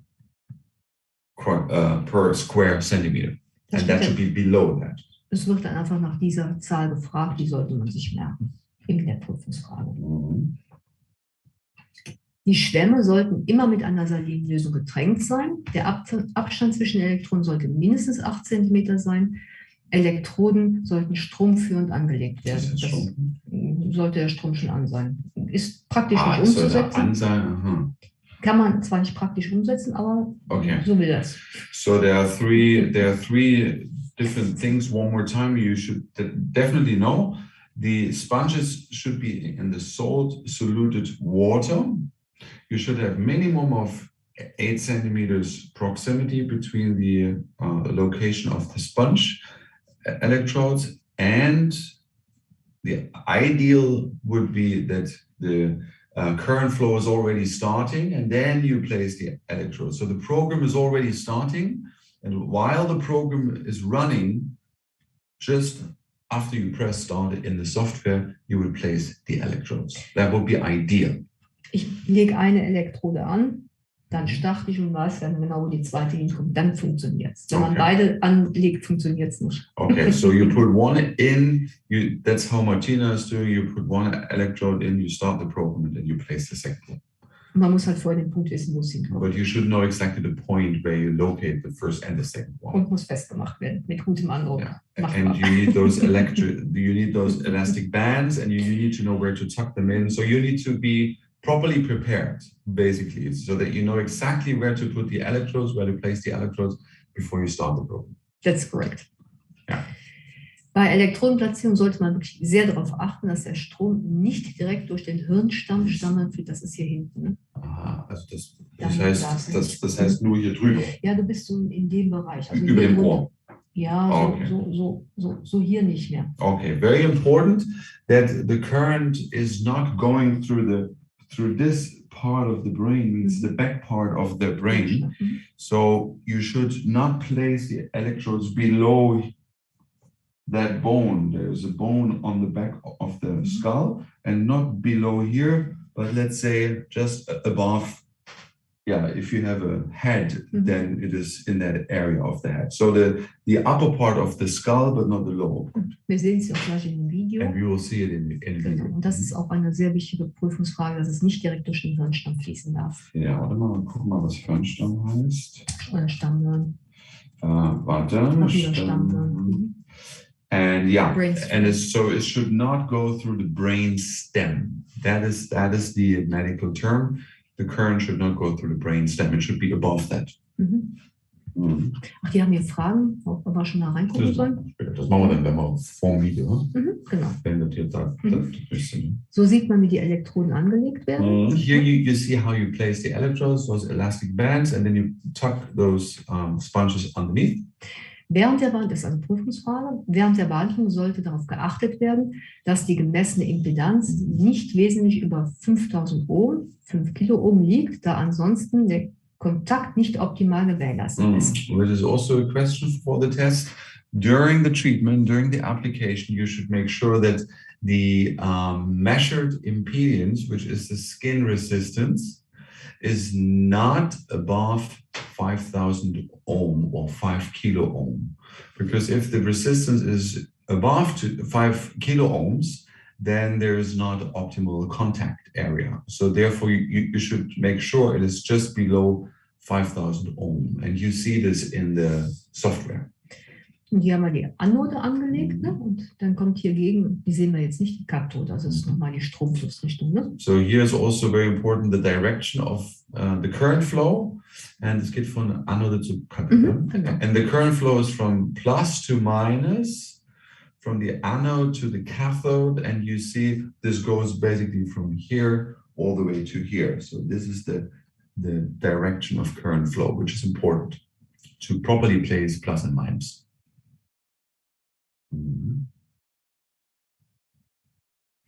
Wir haben fast. Wir sind jetzt, es kommt nur noch. Dann machen wir eine Kurve. Wir haben jetzt nur noch weiterführendes relevantes Wissen. Das ist jetzt nur, was in den Prüfungsfragen noch drin ist. Da habe ich nur so Punkte, die habe ich nicht in der PowerPoint mit eingebaut. Das ist jetzt nur Wissen, was gefragt wird.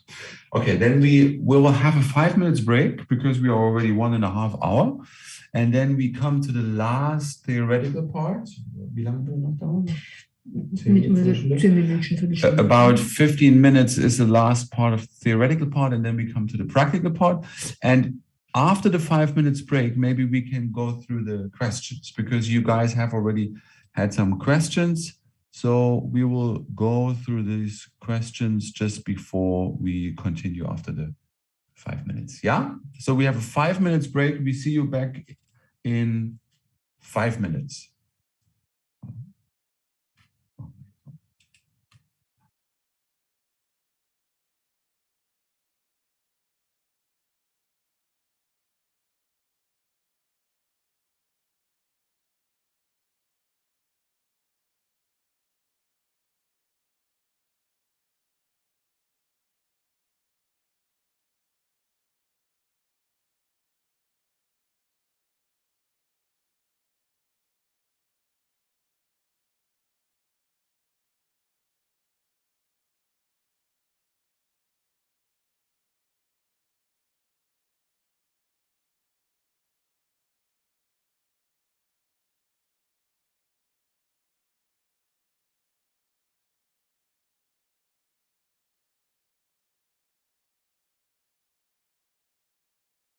Now, if you have any questions, you could put it into the chat.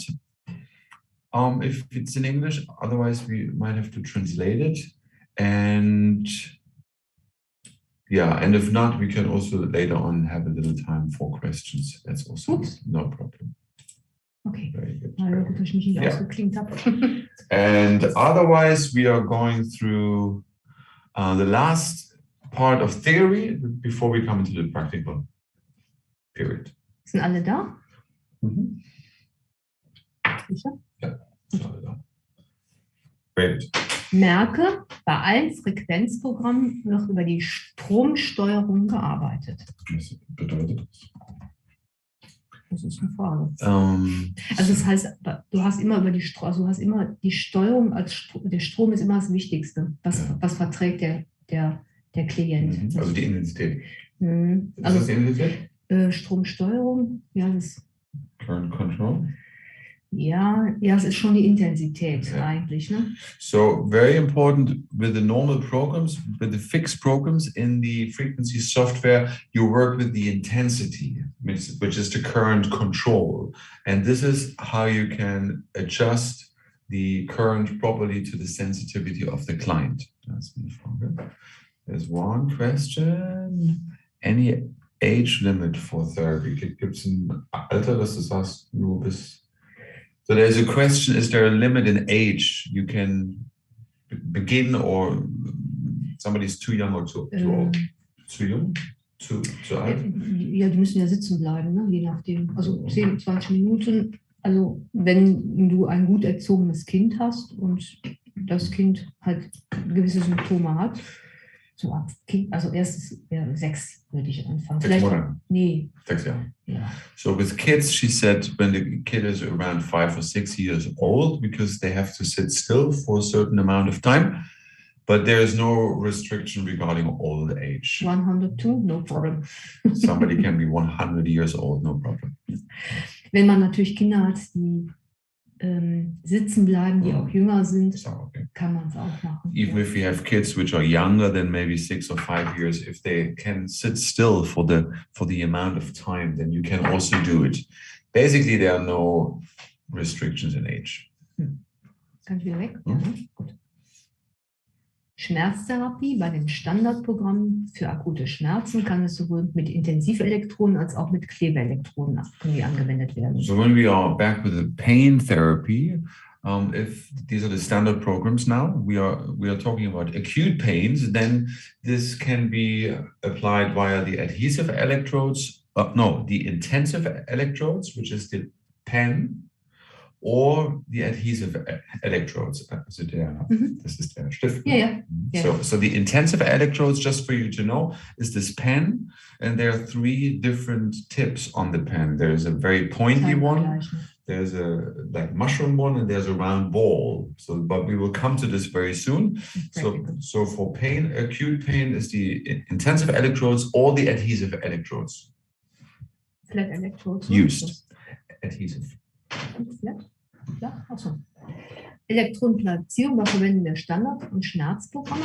Also es sind Ellenbogen, da wird nach diesen Punkten gefragt. Ellenbogenklebeelektroden auf den grünen Punkten. Das ist jetzt bei Standard-Schmerzprogramm. So the standard pain programs. Die sehen in der Prüfungsfrage nur diese Sachen, die jetzt hier kommen. Das sind einfach nur Prüfungsfragen. Die sind eigentlich. So these are questions for the test again. So you have to know where to place them, the electrodes. That is very important here. So on the elbow, you so that means just that, also da platzierst du die Klebeelektroden überall an diesen Punkten. Ne? Genau, also bei den Schultern hast du die orangefarbene. Links und rechts. Genau. Da fehlt das rechte. Ja, hier auch. Okay. Dann hast du Rückenschmerzen. Da machst du die, okay. Gelbe. Very good. So this is just for you to know where you place those electrodes, that adhesive electrodes. So if there is a program regarding the elbows, you put it where the green point is, on the elbows. The orange dot is related to the shoulders. The yellow dot is related to pain in the back, or specifically in the part of the vertebra on the neck. And the lower back pain, you would place the adhesive electrodes where the red dots are. Blau ist natürlich Beine. And blue is when there's a pain related to the thighs or the legs. One question. Manual page 63 for the slide. Okay, one moment. I'll check. Ich guck mal kurz rein. Manual page 63. Yeah, you guys are probably knowing this. Oh, ich gucke mal, weil da ist nämlich 63. Weißt du, dann kann man hier so ein bisschen mitgehen. Vielleicht gar nicht mal so schlecht. Ja gut, ich habe ja meins auch. Ja. Very good. Okay, guys. Yeah, very good. You can also put the manual in English besides that. And also this internal material, this internal piece, you can put that besides you so that you know exactly. This is the internal. Yeah. It's on page 63. Very good. Thank you. Well, there's no one for elbow and shoulders, only one door, not two. Yeah. Da auch. Ja, aber das bedeutet, da machst du links und rechts. Ja. Yeah, there is the dot missing on the other side of the shoulder. Obviously, you put one here. Nee, hier und da. Okay, so one in the front and one in the back, because it has to go through. And with the elbows as well, on that side and on the side in, so the inner side and the outer side. Because the current flow has to go through the elbow or through the shoulder, obviously. Es ist aber in den Anwendungsbeispielen ist es richtig geklebt. Da sieht man es immer sehr gut. Yeah. But you will see later on when we do a practical part, you'll see. Right? So. Ja. Okay. Good. Die Schmerzbehandlung des Kniegelenkes geht mit Intensivelektroden. Okay, now we are with pain treatment regarding the knee joint. Yeah? We will come to this later on. So you use the intensive electrodes, which is the pen. Und die geht über wirklich 4 Stufen. Das ist kompliziert. And this is a very complex treatment because there are 4 levels, 4-level treatment. Man sieht hier immer über Kreuz, geht's hoch, dann wieder runter. Dann hast du das Knie in diese Richtung. Also so bewegst du den Stift, ja? Ja. So, und dann hast du es dann im Grunde genommen, wo du dann so rumfährst. Ne? Musst du das immer die 4 Stufen machen oder kannst du nicht mehr? Mhm. Okay, so if there is knee pain, you have to go. Anweisung. Yeah, you have to go through all these 4 levels, and as you see on the picture, this is the movement. That's the movement of the pen.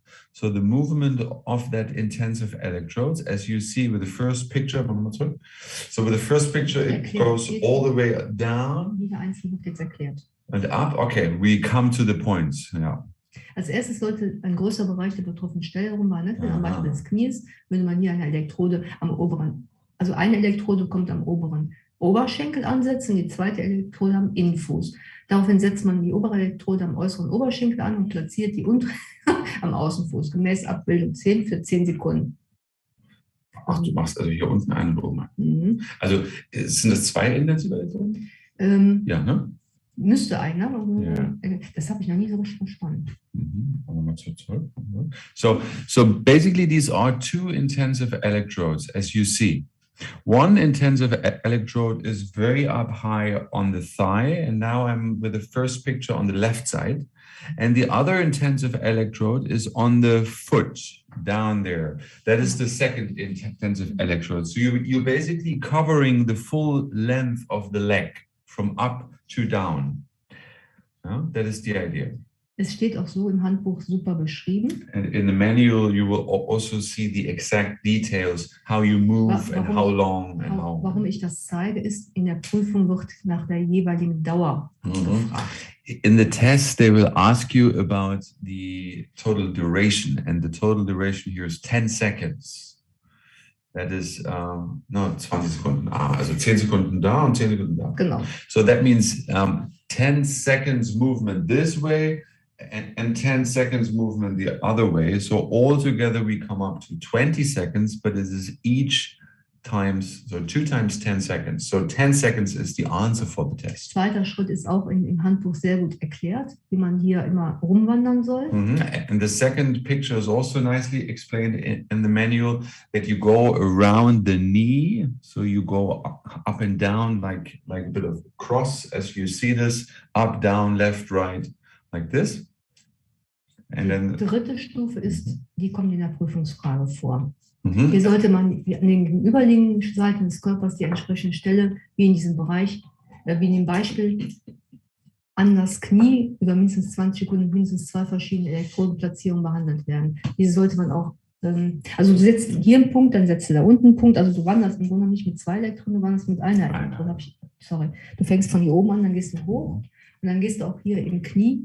Und die ganzen Punkte, du hast eine, also du wanderst. So guys, sorry, there's just 1 electrode, not 2. So basically, this is the movement of 1 electrode along the picture. So you go up and down, and with the second picture, you go around the knee with 1 electrode. Und du hast jeweils 10 Sekunden, wo du das dann, ne, wo du die Zeit hast zum Genau, gehen. ja. And the 10 seconds, remember the last question is how long you need in order to go down 1 direction up. Und beim zweiten ist es halt so, bei 1 Minute und dann solltest du hier Im dritten Schritt, und der ist prüfungsrelevant, sollte man auf der gegenüberliegenden Seite des Körpers die entsprechende Stelle, wie im unteren Beispiel an das Knie, für mindestens 20 Sekunden und mindestens 2 verschiedene Elektrodenplatzierungen behandelt werden. Also du bist hier, gehst du einfach hier 20 Sekunden nach unten und 20 Sekunden dann. Ja. Okay, and the relevant question is this for the test is the third picture. The third picture you should actually read in your manual just to have this in mind. It's very important. So the third step or the third level is that you have at least 20 seconds at 2 different directions. So you go up, down 20 seconds, like you see on the third picture, and then you go down, up the other way, like a cross over the knee. And each movement is 20 seconds. There's one question coming. Let me see.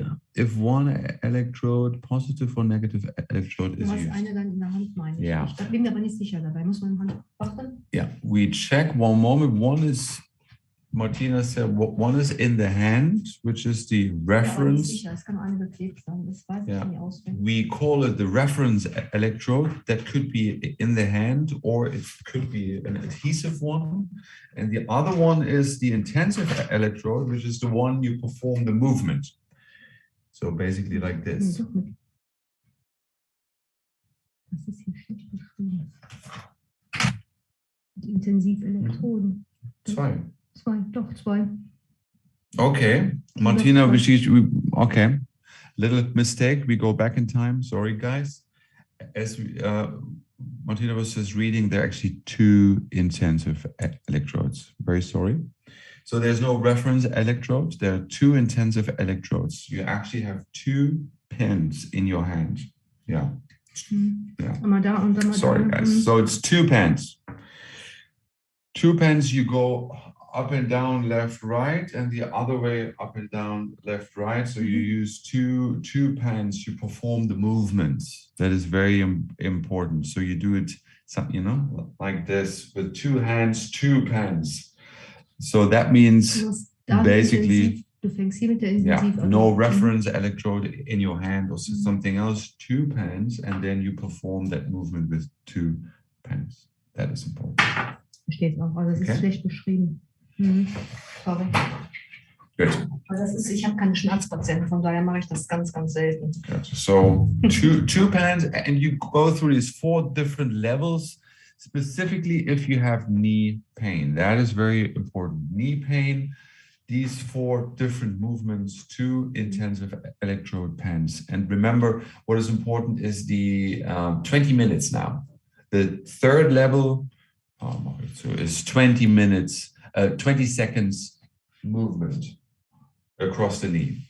Okay. Und im 4. Schritt ist es dann, wo man dann hier wandert, ne? Immer. Also, da machst du die so zusammen und dann nach unten, ne? Ja, genau. Du wanderst halt dann, ne? And then the 4th level means you go from one leg to the other, and the other electrode you go from the second to the first leg. So you go like a U. You go from one leg to the other and the other way around. Schau nochmal, there's a question. Any video to show the no pain? This question is not very clear, Amber. You have to specify the question. That's not a question. Das kann ich nicht lesen. Yeah. Also das ist eine der kompliziertesten Anwendungen. Okay, it is a very complex application, Martina admits, which is maybe rarely used, but it's good to keep that in mind. Guck mal, ob sie das spezifiziert haben. Okay, this is another question.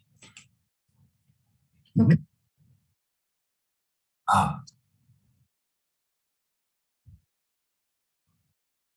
Wollen wir das dann zeigen? Wir machen es, ja. Yeah, we will do later on in the practical part. Okay, cool. Ich habe nur eine Intensivelektrode. We just have one intensive electrodes, but the other one we will show how it works. Yeah. Yeah, we do it. Good. Okay. Wirkung der Elektroden und ihre Platzierung in der Mikrostromtherapie. Now we are talking about the effectiveness of the electrodes and the placement in the microcurrent therapy.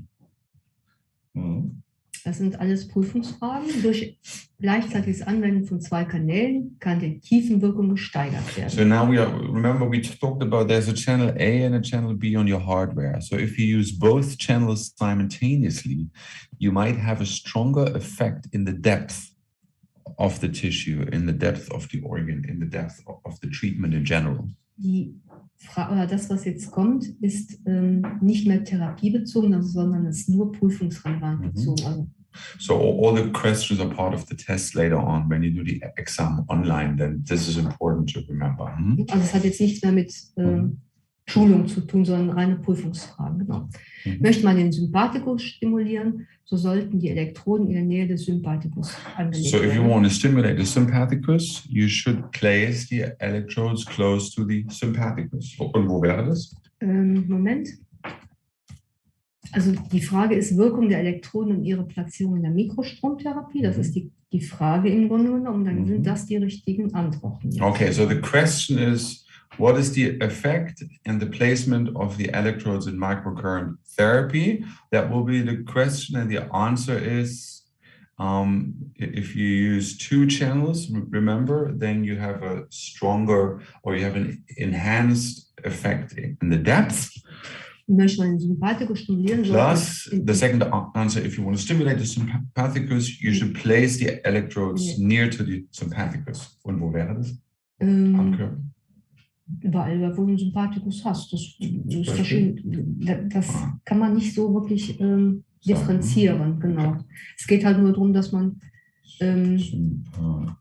dass du da, also so steht es halt in den Prüfungen, frag mich bei manchen Sachen nicht, warum es drin steht. Mit kleineren Impulsbreiten bei 0,1 Millisekunden kann man mit kapazitiven Widerstand einen leichteren überbrücken und somit eine größere Tiefenwirkung erreichen. Das ist einfach eine Prüfungsfrage. Die müssen das dann richtig ankreuzen. Okay. Da stehen Fehler drin und richtige Antworten. So this is a multiple choice test, basically. So there will be some wrong answers and there will be some right answers. So now we are showing you the right answers, basically. Yeah?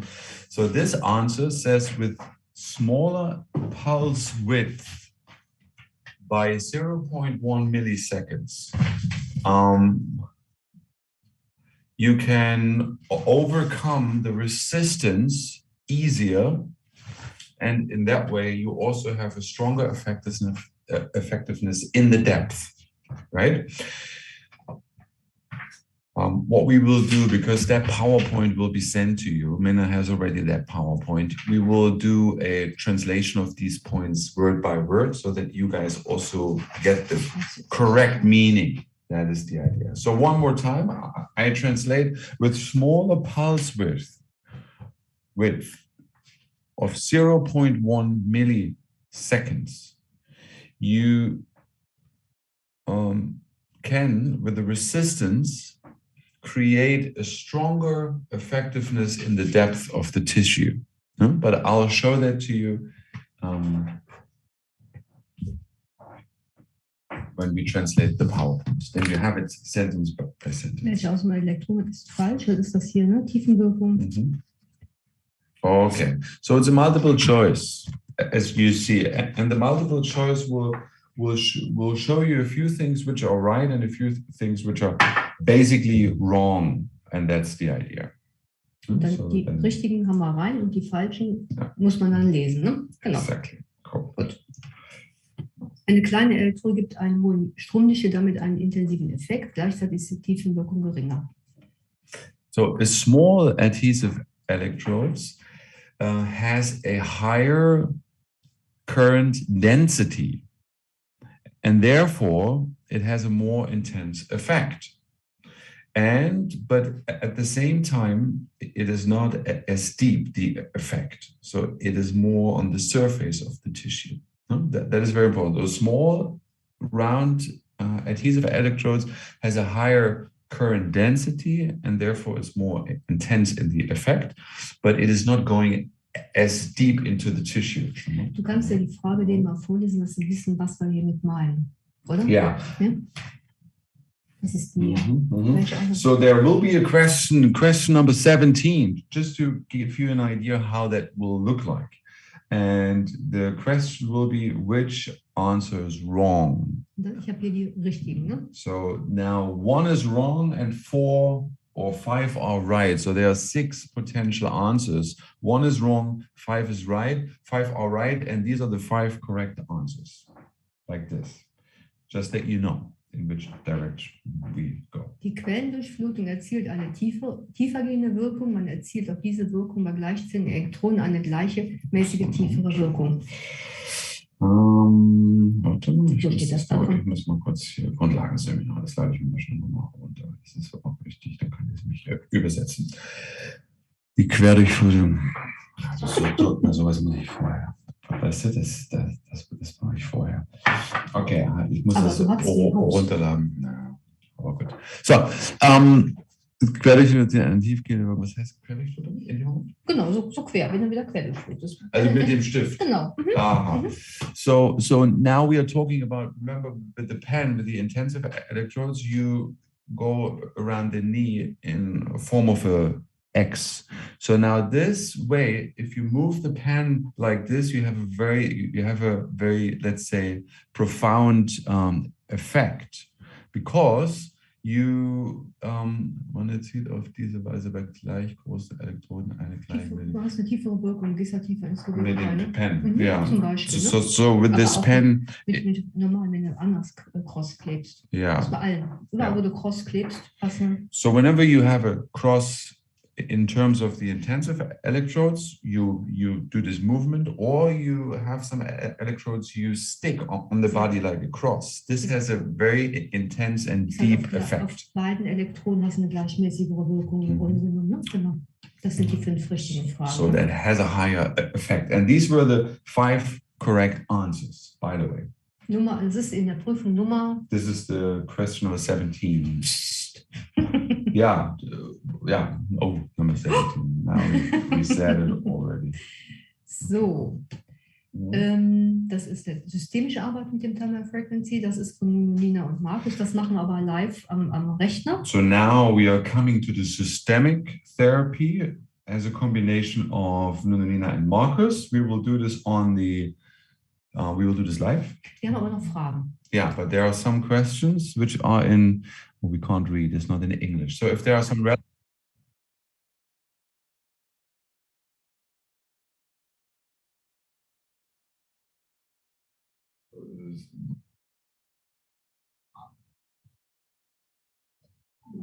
Beide Elektroden in der Hand und machst jede Elektrode 10 Sekunden und dann wechselst du. Insgesamt musst du halt in der Zeit sehr schnell sein. Ne? Ja, aber wenn du mit einem Kanal hast, dann ist es schon A und B möglich in einem Kanal. Du brauchst ja nicht 2 Kanäle. Du musst aber einen Switcher haben. Du hast 2 Kanäle, du musst ja 2 Kanäle einschieben.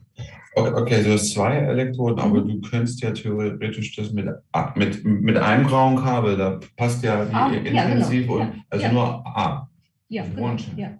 Good. So it's one channel treatment. Ach so, ja. Vinny, you are right. You only use the channel A because 2 intensive electrodes will be connected to the white and the black end of the gray cable, as you know. So you use only those 2, and then there's one intensive electrode and there's the other intensive electrode. So it's one channel. And then, you move the pens, as we said, in this X shape, and this you do for 10 seconds. Ne, das machst du für 10 Sekunden. Ja, und dann war es aber noch für. Du machst es. For 10 seconds. Es steht aber alles im Handbuch drin, ja. Das ist auch nicht prüfungsrelevant. Also du machst es jeweils 10 Sekunden. Ergibt zusammen jeder Punkt 10 Sekunden. So each point 10 seconds, and that is together 20 seconds for the full treatment. So you go 10 seconds down, 10 seconds down, so very slow. It's a slow movement. That's the idea. Und zusammen sind es dann 20 Sekunden. Ich meine immer noch, es wäre eine Elektrode aus der Band hast. Gut, cool. Also schauen wir uns dann an. Gut. Da bin ich immer drüber gestrauchelt. Das ist nicht gut erklärt. Okay, kann ich wieder zumachen. Good. Yeah. So now we come to the systemic therapy according to Nina. And as you know, this is a combination using the information field plus certain frequencies. Das ist ja die Zell. That's the model of cell membrane voltage as you know it. Ja. Bei den Standardprogrammen haben wir Informationsebene, Echtzeit, Resonanz, Indikation, Echtzeit, Resonanz. And the standard, so wird es aufgebaut. Ne? Yeah, the standard Nina protocol starts with the information level, real-time resonance indication, and then real-time resonance. I sit in the sun. So? I think so is better. Ja, so ist besser. Ja. There you go. So this is the standard Nina treatment. This is the way you should go if you use Nina in combination with the field. Remember, so far there was no information field involved. That's now, bis jetzt hat man noch kein Informationsfeld, ne? Also machen wir nur bei den Standardprogrammen. And now for the first time we start using Nina's approach. Systemtherapie, ne? Systemic therapy, which means in combination with the information field. This is now just starting, okay? Das Kurzfassungsprotokoll, ist aber nicht prüfungsrelevant. Das werden wir auch im praktischen Teil werden wir das auch durcharbeiten. So basically, this is not part of the test, but just for you to know, this is part of the manual. This is the step-by-step Nunanina standard protocol. No? You have a analysis in the information field. You have 3 times 3 minutes real time. You go through resonance on the physical frequency range. You go to indications. You take a certain amount of frequency. You go back to real time, but on the second frequency range from 15 to 2 megahertz.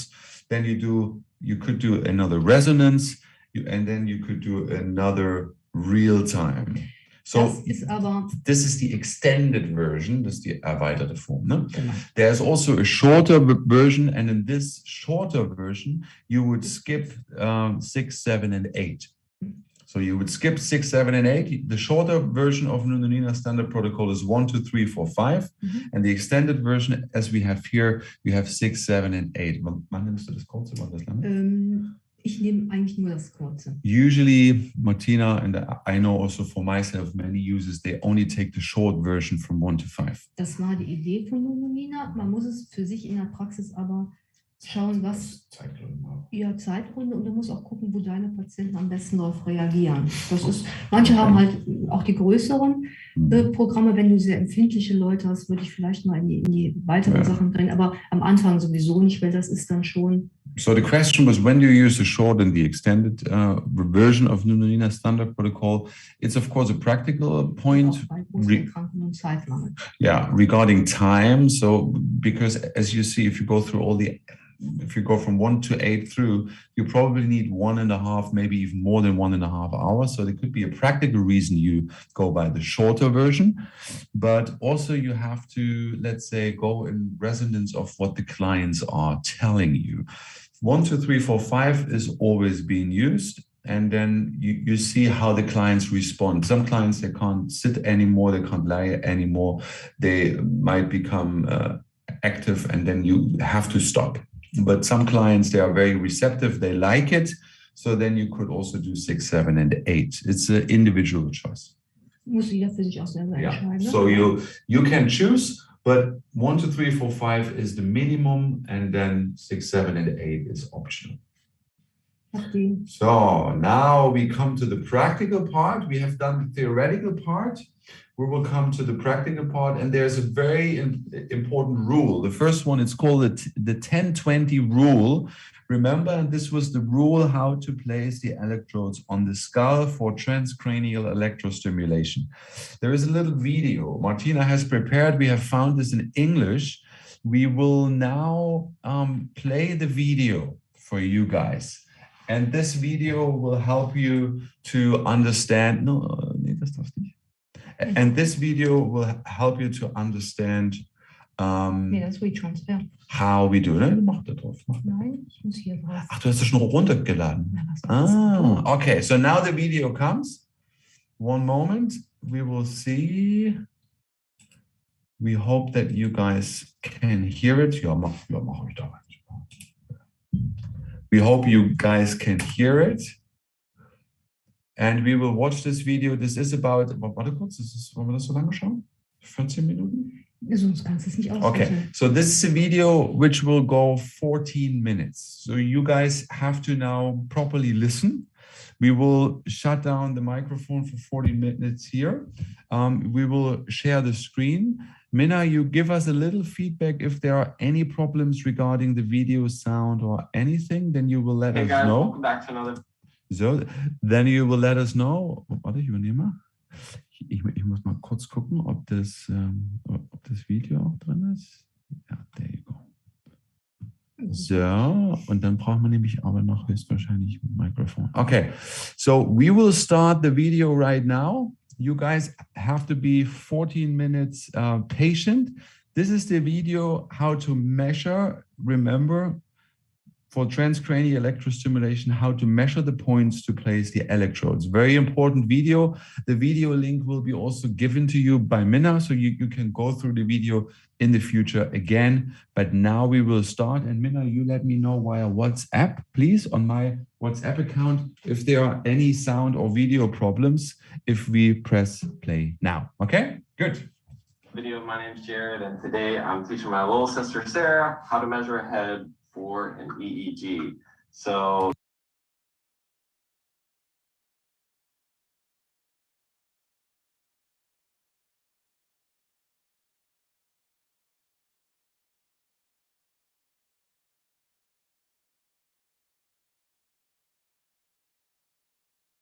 or at least when I start measuring, I go from the nasien, like I said, bridge of the nose, all the way back to the inion, which is the bump on the back of the head.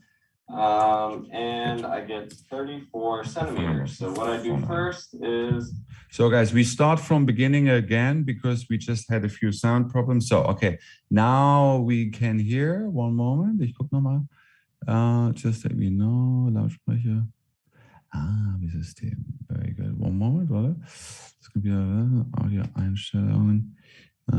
Very good. So, okay, we start one more time just for you guys that now it should work. Perfect. Hey guys, welcome back to another video. My name's Jared, and today I'm teaching my little sister Sarah how to measure a head for an EEG. So the first things you need to know are, where do you start measuring from? You start from the nasien, which is right here on the nose, the bridge of the nose, all the way back to the inion, which is a little bump in the back of your head, right about here. So when you start, or at least when I start measuring, I go from the nasien, like I said, bridge of the nose, all the way back to the inion, which is the bump on the back of the head.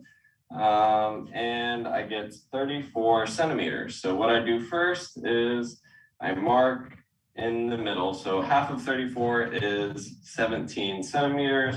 So I make a mark right in the middle, just as kind of like a landmark, so I know where the middle of the head is. So that's a very important thing to know. And then once I have that, I go back to the nasien, and since the full measurement from nasien to inion was 34 centimeters, you're going to want to go up 10% for the first measurement. So up 10%. If you have 34 and you want to do 10% of 34, it's just 3.4. So 34 turns into 3.4. You just move the decimal over one spot. So make a mark at 3.4, which is going to be our FPZ mark.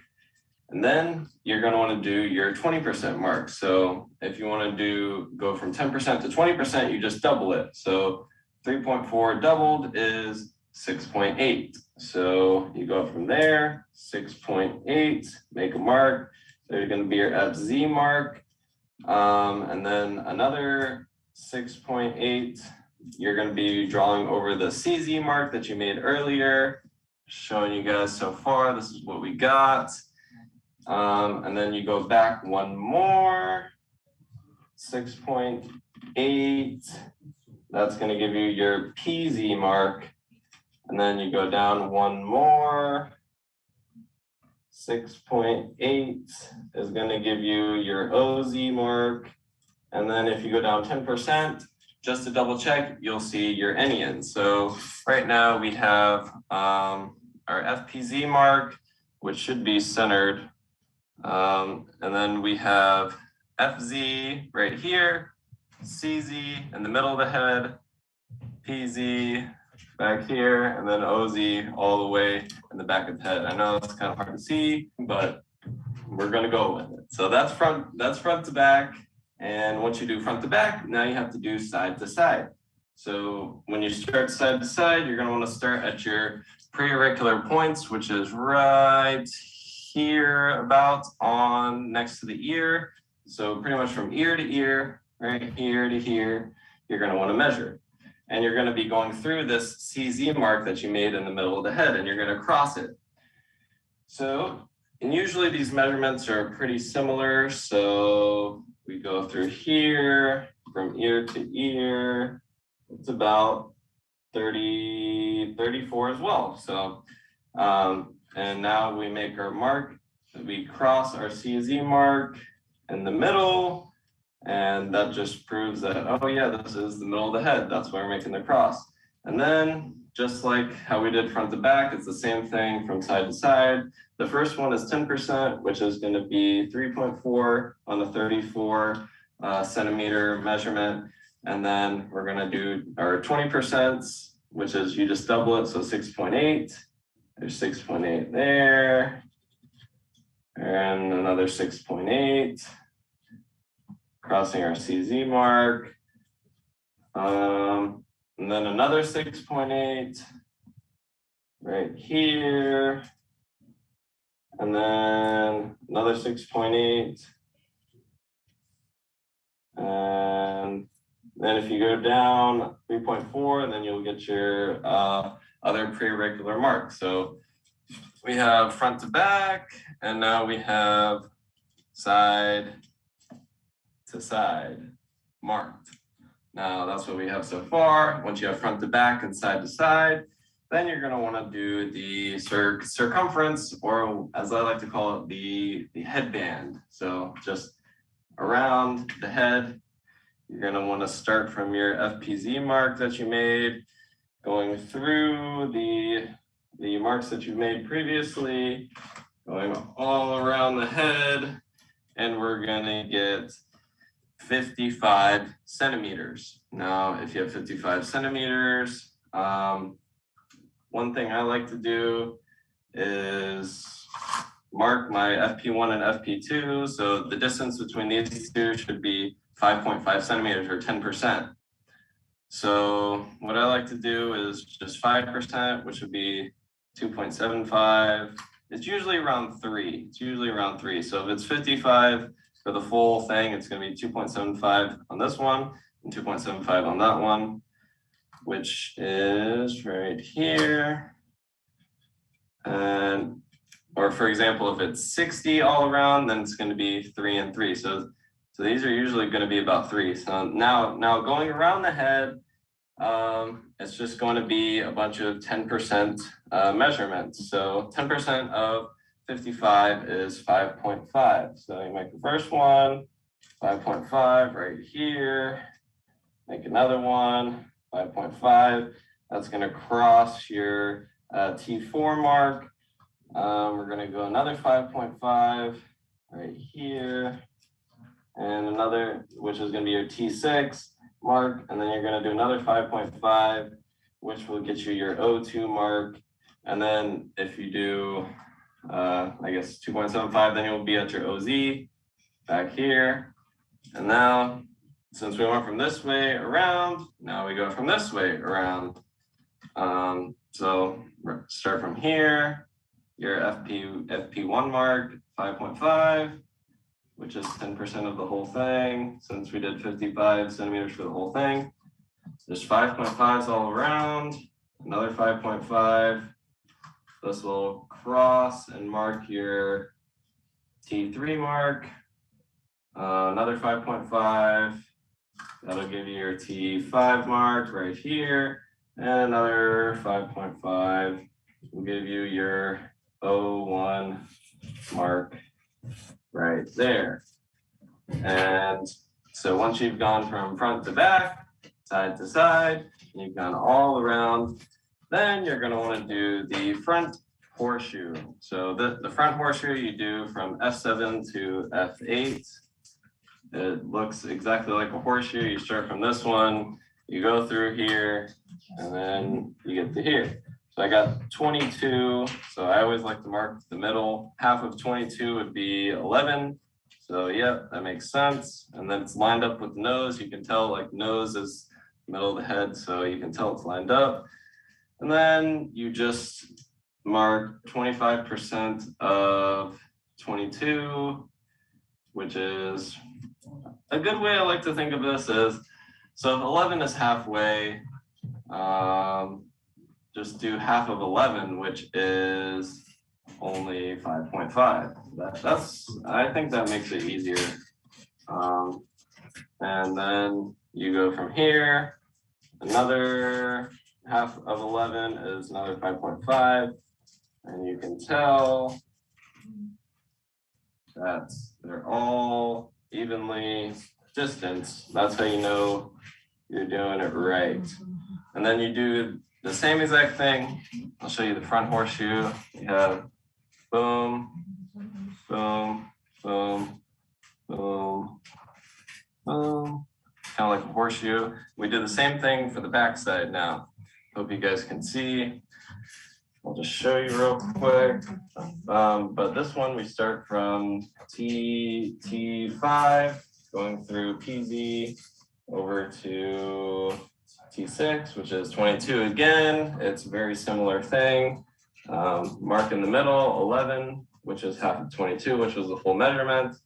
And then, since from here to PZ is 11, I just do half of that, which is 5.5.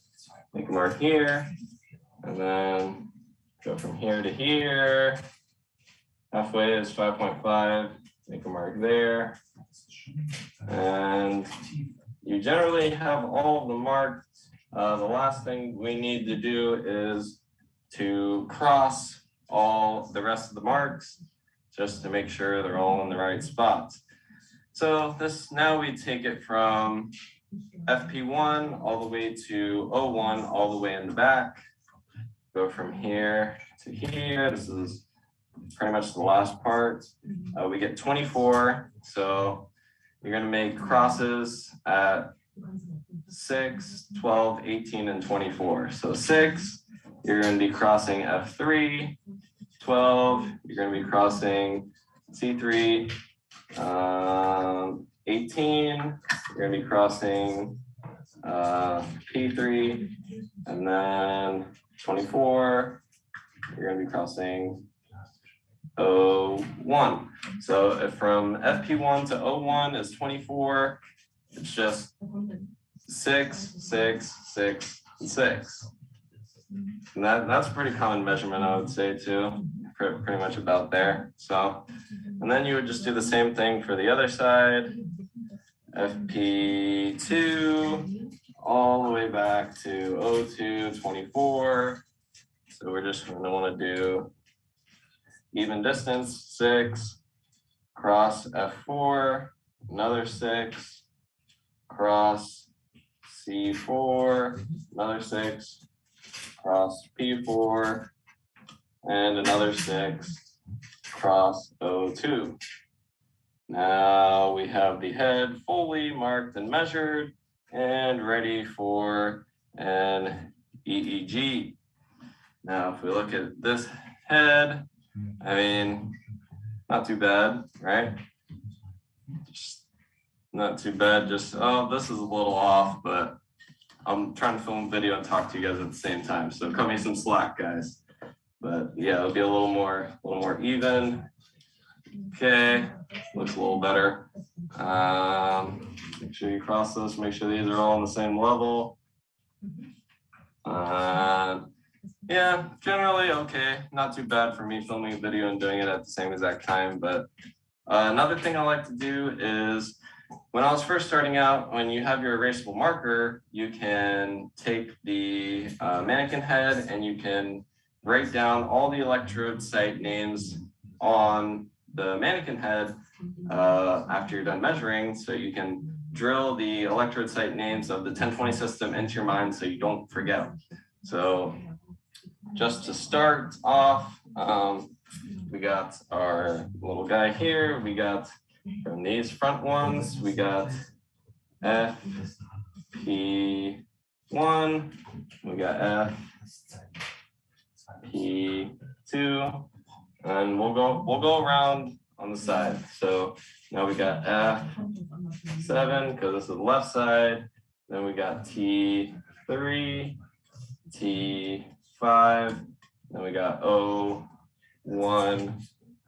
all the way in the back. This is O1, this is OZ, OZ. Now we can go from front to back. We got F, PZ, F, Z, CZ, right in the middle of the head, PZ, a little behind that, and then OZ, a little behind that. And then if we go around the right side, we got F8, T4, T6, and then O2, because it's on the right side. And then if you want to mark these, you got your F4, C4, P4, and then on the other side, you got F3, C3, and P3. Now, took a while, but we measured the entire head. Looks a little messy now, but it's just for practice purposes. I'm going to teach my sister, and hopefully she can measure and mark a head for an EEG. Think you got this, Sarah? I can try. Like and subscribe. Yeah. See you guys.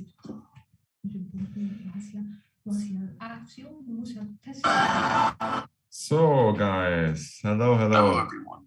My Okay, name is Brennan Hardy. one moment. So I have put the link in the chat, by the way, that you guys can rewatch. Oh, screen sharing ist unterbrochen. Machen wir Freigabe stoppen.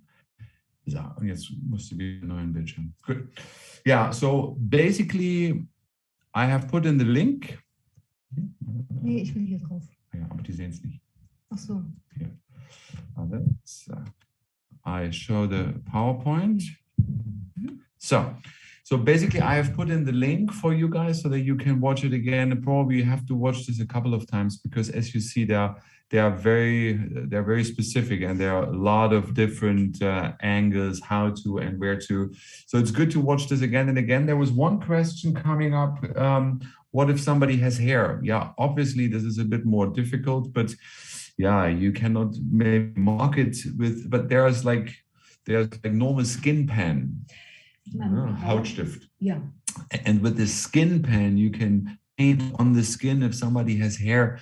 Yeah, then it's a bit more complicated and you have to work a bit more detailed. Maybe you put the hair aside and mark it slightly underneath the hair. It becomes more difficult if somebody has full hair, obviously, but you have to find a way to work around it. There's no other way. Yeah. Ich habe dann nochmal, das hat die Mina ja auch bekommen. Hier ist nochmal die Quelle mit den EEG-Hauben. Man kann auch EEG-Hauben sich kaufen. Es gibt fertige EEG-Hauben. Das ist ein Elektroenzephalogramm. So there's also a way to buy a certain head, you know, which you put over. It's a bit like a head for winter when the head is cold. Yeah, and then you have this on your head and there the holes are marked. And then you can directly put the points. So there is a way, in Germany at least, you can buy these things. I don't know if you can buy it where you live, but there must be a way. Maybe you check this in the pharmacy. You put it on top. Yeah, so this is part of medical science, and that should be part of, that should be available. Electroencephalogram was the right word, and it's in all the countries. Okay, electroencephalogram. What is it called? Electroencephalo, Kopf, Hirn. Encephalo is Hirn. Okay. Good. So you can buy those bonnets. It's called a bonnet, where these points are, let's say, marked already. That would be the easy way. Then you don't need to measure it all. Ich habe dann mir aber, wenn man ja nicht alles kaufen kann, weil nicht immer Zeit hat, sich das anzuschauen, habe ich mir die Mühe gemacht und habe die Punkte nochmal alle so erzählt. Mhm. Und das hat die Mina ja auch bekommen. Also Nasion zu Inion, dass man es nochmal so Schritt für Schritt damit vergleichen kann. Yeah, and this would be a step-by-step, let's say, manual, again, how to measure the exact points with pictures. What you have seen now in a video would be a picture way of showing you the same. Huh? So like this, how to measure, what is the angle and stuff. But it is, by the way, if you search in YouTube, you find also similar videos. So this is just one video we have found, which was quite good. But if you put this in YouTube, you'll find similar videos where different people and maybe even medical staff is explaining it in different ways. So go through YouTube and find a few videos and then you get the full picture. Yeah? Good. Now we wanted to just do one correction because in the break while you have been watching, we want to go back to this, remember, the knee pain part. So, Müssen wir aufs Timer-System, ne? nee, nochmal auf das Bild, wo das hier mit diesen 4 Levels. Ach so, okay. Weißt du? Ja, dann muss ich aber auf mein PowerPoint ist wieder hier. Okay. So. Ah, das ist eine andere, ja? Ja, genau. Wie komme ich jetzt hier weg? Die kann ich zumachen. Ja, wenn du sie nicht mehr brauchst, musst du. Okay, da ist er. One moment, we will come back to the other PowerPoint. Mhm. Guck mal hier, ist er, ja. Mach mal das Ding auf, wo das Bild mit den 4, ja, war hier oben. Ja, das brauchen wir. Gut. Bildschirm freigeben. Das ist jetzt meine Frau. Also, Ja, ja, Bildschirm freigeben, so. It is this. Genau. So now, guys, you see this picture one more time because we were in the break. We were going through it and we were carefully reading it. Martina did not use this program so often. That's why it wasn't really clear. But now we have found how it's properly working. So only channel A, 2 intensive electrodes. So one here and another one is symbolized by a pen. So, yeah.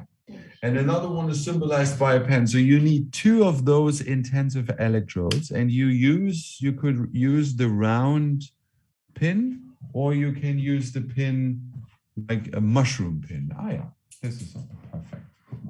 Perfect. So let's say these are 2 of those electrodes. They look almost similar. And then you have to go through 4 different steps around the knee. So let me show you a little bit how that works, that you see it already. Let me go with the camera. Here you guys see it. One moment. Ich mache mal hier Sprecher. So. Oh, okay. One moment. We have to see ourselves. Yeah, okay. So look, guys, now Martina is doing it and I will go a bit with the camera. So there are 4 different steps. we have 1. One is here, so it's actually one is going in plus, and one is going in minus. Huh? So now these are the cables. So let's say we have the cables on. We just pretend the cables are on. So now with the first step, and I'm putting my knee here. Yeah. One of the electrode is placed down in the inner side of the lower leg, and the other one is placed on the thigh.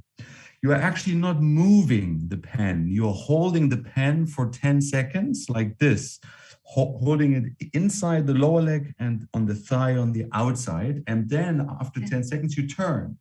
You put this one up here in the inside of the leg, and then you put the other one on the outside of the lower leg. So you basically go cross over. Yeah? That is the first picture.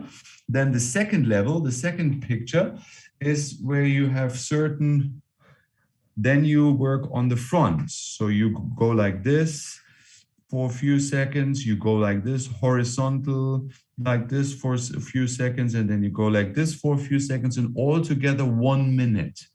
Yeah? Like this, you have 6 different points. You're not moving the pen is stationary, 10 seconds or 20 seconds on 1 point. And then we come to the third, and the third picture is actually the back. So then we are going to the front, like the inside. Let me come with the camera down here. So see, it's a front of the leg and the back of the leg. That's the idea, front and back of the leg. Yeah, this is, that's the 4th picture.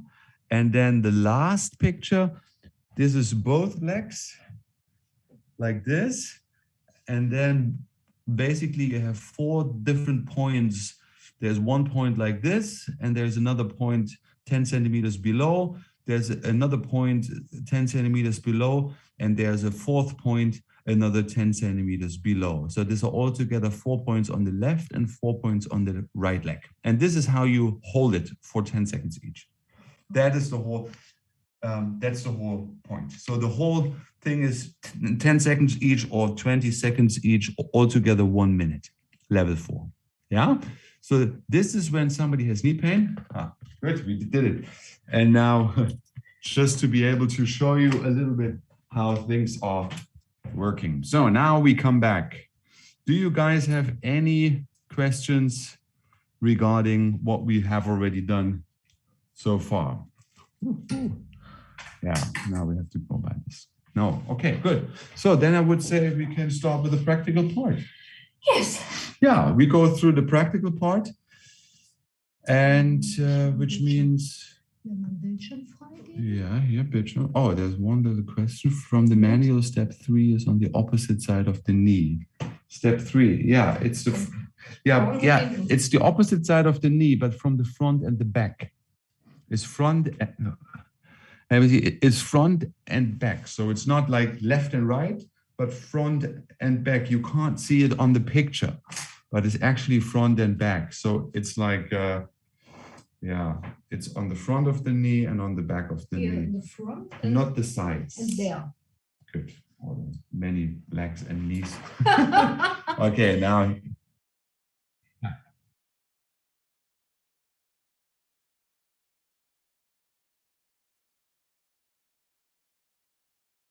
Also ob man das anstelle Nee, vom das Knie ist, auch. nee, das ist wirklich die Yeah, Kniebehandlung. this is only related to knee Wir pain, haben- not ja. the other parts of the body. Wir haben für andere Schmerzpunkte andere Anwendungsbeispiele. Zum Beispiel in der Gebrauchsanweisung steht es auch drin. Good. So if Es steht there's auch, different pain treatments. so steht es auch in den Anweisungen drin. Und dann haben wir Warte, lass Kopfschmerzen. mich übersetzen, weil du verständlich ist. So different pains in the body, different applications. This is only related to knee pain.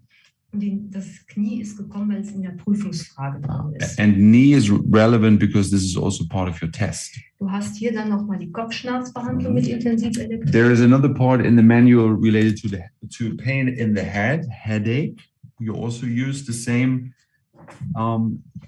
pen or intensive electrodes. Das für jedes Teil genauestens erklärt. Also jede Yeah. Extremität Yeah. ist genau erklärt. So each, exactly, from page 65 to 67, each different area of the body is nicely explained using the same 2 intensive electrodes. Yeah, very important. Steht so super erklärt, ne? Also dann kann man von Ohr, hier steht es auch nochmal bei Kopfschmerzen, zum Beispiel vom Ohr zum gegenüberliegenden Schulter. Ne? And also if you have pain in the head, on page 65, you go from up here all the way to the shoulder, and from this side of the head all the way to the other shoulder. So it's also overcross. Es ist alles immer mit Bildern erklärt. So it's usually very nicely explained with. Also, Eine Frage. If my client got knee pain after basketball game, it's good to do it when he got pain. However, he sees me a week later, no more pain. Could I use the program as well? Also muss es direkt danach machen oder ist noch effektiv nach einer Woche, wenn der Schmerz aber schon nachlässt? Also eigentlich kurz danach. ich würde es prophylaktisch vor dem Spiel machen. So preventively, Martina says it's good to do it even before the game, so you could prevent some pain from happening. Wenn er es schafft, nach dem Spiel zu kommen, wäre natürlich perfekt. And the best is he comes right after the game whenever it happens, so when the pain is there. Wenn das nicht möglich ist, muss er regelmäßig, bis die Schmerzen wieder besser sind, dann jeden Tag in die Behandlung kommen. And if it's not going to be better, then each day after it happened, he should come for treatment until there's no pain anymore. But like 1 week later, it seems to be too long. So there's not so much of an effect. Solange er Schmerzen hat, muss er halt einfach auch dranbleiben. Yeah. So as long as there's pain, he has to do the treatment. When the pain goes away after 1 week, then there's also the question, why would you still do it, right? It's a pain program, pain release program. Therefore, it should be done immediately after it happens, okay? Wenn der Schmerz nach der Behandlung nicht sofort weg ist, muss man den Patienten auch fragen, wo der Schmerzpunkt am stärksten ist. And if the pain is not gone after 1 to 3 treatments, you might go. Nee, an dem Tag sofort. So if the pain is not gone at the same day when it happened, you also should communicate with the client to ask the client exactly where the pain is located. You might not have hit the right spot. Und dann geht man an den lokalen Punkt nochmal mit den beiden Elektroden ran. And then specifically at the point where it's really painful, you go around that point, maybe even, more focus. Der Schmerz kann sich auch verschieben, ne? Also dass der Schmerz nicht mehr, also während der Behandlung der Schmerzpunkt sich verschiebt. Also dass der, Ah. ne? Dann muss man halt dann nochmal ein bisschen rumarbeiten. Yeah, the Genau. the point of pain could move during the treatment. So that's why it's good to be in feedback with the client that he or she can tell you, okay, now the point is moving a bit here and a bit more there. Sollen wir das machen? Kann man das machen? Bis der Schmerz weg ist. Bei einem Wie oft am Hochleistung einmal am Tag.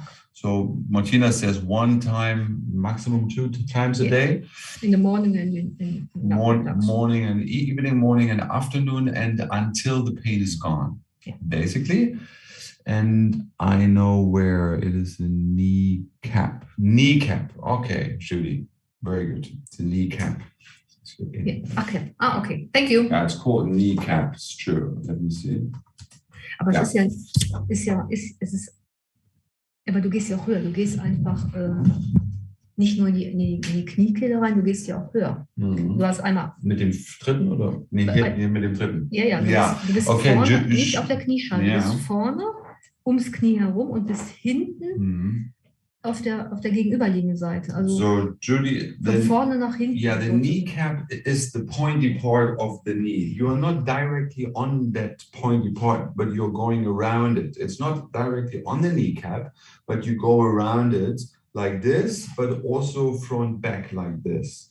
So you're not just going directly onto the kneecap, but you're treating the tissue and the bones around it, and this is in the middle. Normally, the client cannot come every day. How long will you say it is still efficient? Like twice a week. Also wenn der nicht jeden Tag kommen kann, also was ist der größtmögliche Abstand, den man dazwischen hat? Zweimal die Woche? Minimum. Das sollte man schon. So minimum twice a week should be possible. You know. Wenn Sie sehr viel Glück haben, ist home. Yeah. You can use the timer for home. If the client is not coming, then you could give along the timer for home, put the same electrodes on because you only need one channel as an output. You give him 2 of those electrodes and then the client can do this at home even 3, 4, 5 times a day. Das Programm kann Sie übertragen. Yeah, because this program you can transfer to your timer for home. That is a very important point. Das kann er zu Hause machen. And then you can do it at home, yeah? So, for knee pain and headache case, is there any limited for the position of the positive and negative electrodes? Das ist ja kein Gleichstrom, das ist ja hier nicht. Wechselstrom. Genau. Okay, so this is no direct current, this is alternating current. So there's no plus and minus relevance. You don't have to watch out where, where's plus, where's minus. It doesn't matter. It's not direct current, is alternating current. Yeah. Genau. What about training them the first time or first 2 times and then asking them to use Healy? Healy will not do. With Healy, you cannot transfer this program on a Healy. You can only transfer it on the timer for home. Yeah. Timer for frequency or timer for home, no Healy. No. Because Healy is not meant for these specific programs and also not meant for those electrodes. This will not be working. Okay. Geht nicht für Healy, ne? Nein. Also Home and Timer for Frequency, these 2 can do it. So, jetzt haben wir die Möglichkeit, dass wir in die systemische Therapie von Nuno eingehen oder dass wir durch die Programme nochmal durchgehen. So we would, wollen wir beides machen? Also mir ist egal, was wir zuerst machen. Okay, I would say now we start with the systemic therapy of Nuno Nina. Then we just go through the software very quickly to show you how this would be the protocol. But before is one last question, home-wise on the joint program, 104, does it work for knee 2 or is that same as the knee treatment? Program 104. Joint program. One moment, we will have to check. Das ist ein anderes. Martina says this is actually a different program. So let me see. I also have the manual right now here. Ich habe das gar nicht. Yeah. 104, ich habe 108, 103. Yeah, we'll come to that specific question, but it's a different program. It's a different program because joints, then you can use for all joints, but this knee program is specifically meant for knee, right? So you're not mixing these two. Genau. Wir haben programs. bei Gelenkschmerzen noch Handgelenkschmerzen Mhm. oder There's also another program 109 is with joints here. genau, Programm These joints. 111 ist dann mit Knieelektroden. Da musst du darauf achten, Plus und Minus. Yeah, there's another program 111. This is a program where you work with adhesive electrodes, and then it's important to watch where's plus and minus. This is program 111. Yeah, but 104 is a different program. Das 3. Okay, interesting. Und hier ist 5. Auf welcher Seite? Ist 103. das interne? Ja. Warte mal. 108. Warte mal, dann 104 guck ich mal. Let me see the English one that we can find it. One moment, we are going through. So, there we go. We look to 104. Yeah, we see the 104 program. Do you know on which page that is? Of the internal material? Anyway, let me see. Oh, anyway, if you know the page, you will let us know the page, Judy. So now Sandra has another question. Which protocol do we use for knee pain treatment using 2 pens? Also was war das mit diesen two pens? Mit den Klebeelektroden. Nee, mit diesen 2 Pens. Welche Nummer war das? Ach so. One moment. Das gibt es nur so. Und also ist das ein spezielles Programm, was man da hier eine Nummer oder? Nee, da gibt es keine Nummer zu. Das ist halt nur so erklärt. Okay, aber das müsste irgendwo bei den Testprogrammen sein. Ne? Mhm. Yeah, this is part of the programs, Sandra, huh? I don't have the number right now, but this is part of the programs with the knee, yeah? I don't have it right now. Maybe it's in pain therapy. It's in pain therapy and joints somewhere. 104 joints. Now we go. It's pain therapy and Hier bei uns keine Nummer, genau. knee shoulder pain is in, so one. You see this. If you go into your programs and you click on the respective programs, you will see there is always the number and then you go through it. Okay, we do this live. Okay, we will go into the software now. We will do this. Ich mache das aber auf Englisch, die Software, und mache die hier auf Deutsch. Und dann sehen die das auf Englisch und du kannst bei mir gucken auf Deutsch. Okay, we will put the software in English for you guys. Aufgehangen. One moment. And I will do it in German. Okay, you guys stay tuned. We have to restart Martina's frequency software. Frequency. Zack. Ist nicht beendet. Wow. Das ist ja eine harte Sache. Mhm. Jetzt Das hat er schon mal. One moment. So we start new frequency here. Mhm. Good. Oh, just a moment. One moment. Yeah, one moment. So we will maybe first start and go through the systemic therapy of Nununina. And then, okay, one last question. Programs, pain therapy, joints, others, knee and shoulder pain. Yeah, Mina, there you go. Thank you so much. Exactly. That will be the program which we need. 65, 75, das passt. Hast du schon die neue? Nee. Mhm. Die komplett neu? Mhm. Nee. Also noch mit den alten Programmen. Mhm. Okay, cool. So, one moment. I will start automations here. So du siehst das dann hier, ne? Mhm. Beziehungsweise Programme. So, we will look on my computer. For me in German. In German, and we will do for you guys In English. English. Genau. Ja, 104 ist Gelenke und das ist das. Genau. Dann siehst du das. Martinas Frequency Obwohl Software das ist 104 ist mit Ohrelektroden. Das ist nicht unser Programm. Dann haben wir hier vielleicht sonstige. Nee, es gibt das Bild dazu. Knie. Knie- und Schulterschmerzen, genau. 111, was ist das? Nee. Kniearthrose. 110. Nee. Nee. Schmerztherapie, machen wir Schmerztherapie allgemein Ja. oder Gelenke? Schnell. Nein, da. Nee, Gelenke, Arthrose. Das ist Das- das ja. ist das, was wir eben hatten. Und dann, Das ist 103, das ist aber nicht unseres. 104, 102, 110. Das sind alles Knieelektronen, Mikrostrom. Da steht immer drauf, wie lange es dann gemacht wird. Ja, Und 104 ist nicht unseres. Das ist mit ja. eher Naja, doch, Knieelektronen. hier ist eine 104. Guck mal, und zwar das hier.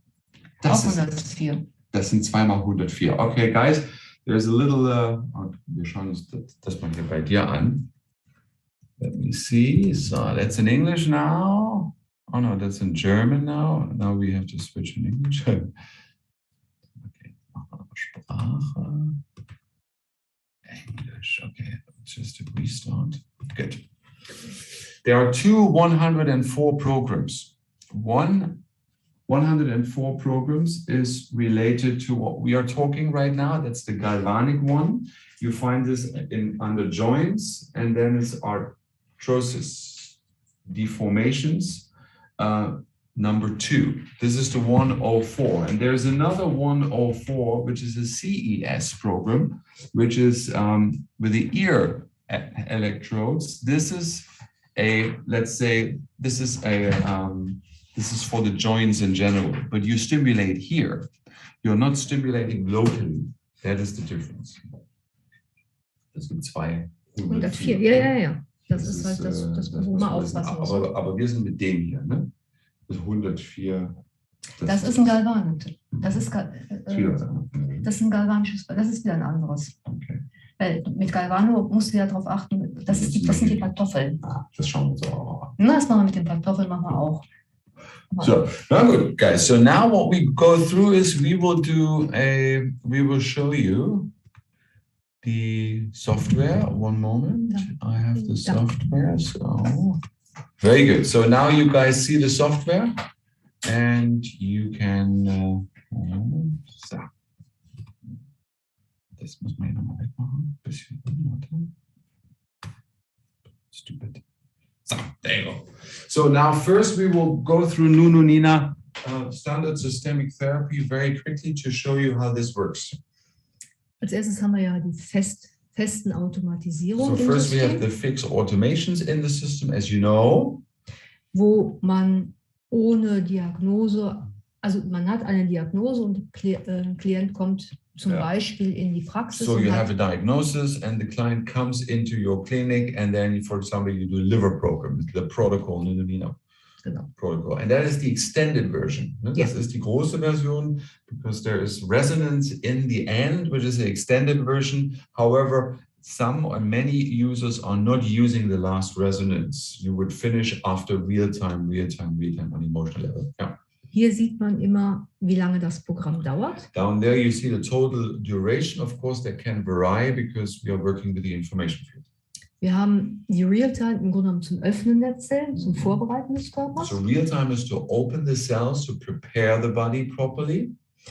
Resonanz sucht das Gerät selber Frequenzen aus. Resonance, this temporal frequency is finding the preferred frequencies Und dann haben wir die Indication. and the indications. Da werden, also hier hat Nuno die Frequenzen hinterlegt und das ist, was wir auch lernen, wenn die Teilnehmer es möchten. Hier suchen wir als Therapeut die richtigen Frequenzdatenbanken aus, die in einer Therapie dann abgearbeitet werden müssen. So with indications, the therapist, the user is going to find the right frequencies which have been worked down by temporal frequency according to the symptoms, according to the reason why the client Und is dann haben there. wir wieder die Echtzeit-Realtime. And then you have real time at the end. Also ich sage mal zum Schließen und zum Manifestieren. Yeah, to close the whole treatment, to finish the treatment up, and to manifest the success. There's one question. We can use bifilar coil for this. Kann man dafür auch die Spule nehmen, die Tesla-Spule? Für An was? den Frequency? Ja, rein theoretisch, ja. natürlich. Theoretically, you can use the bifilar coil, but it is actually meant for the hand electrodes. So the standard application is hand electrodes. However, if you use this for an animal or for a child which cannot sit still for that long, Dann, you can use the bifilar also für coil. Tiere ist es sehr schön. Im Stall, das funktioniert sehr schön. So for animals, if you have it on the barn, that is good. So next question, Julie. I noticed that the description of the mutation behind is the same as the electrolyte level under Nunina. Also was Mutation behind ist, das weiß keiner. Mhm. Und das andere ist, Elektrolyt level. das ist auch in Das ist hier seinen, drin? ja, nee, das sind unter Datenbanken ist das drin, Mutation behind und Elektrolyt level, aber da weiß wirklich niemand genau, was es ist. Naja, you can go mutation behind and electrolyte level.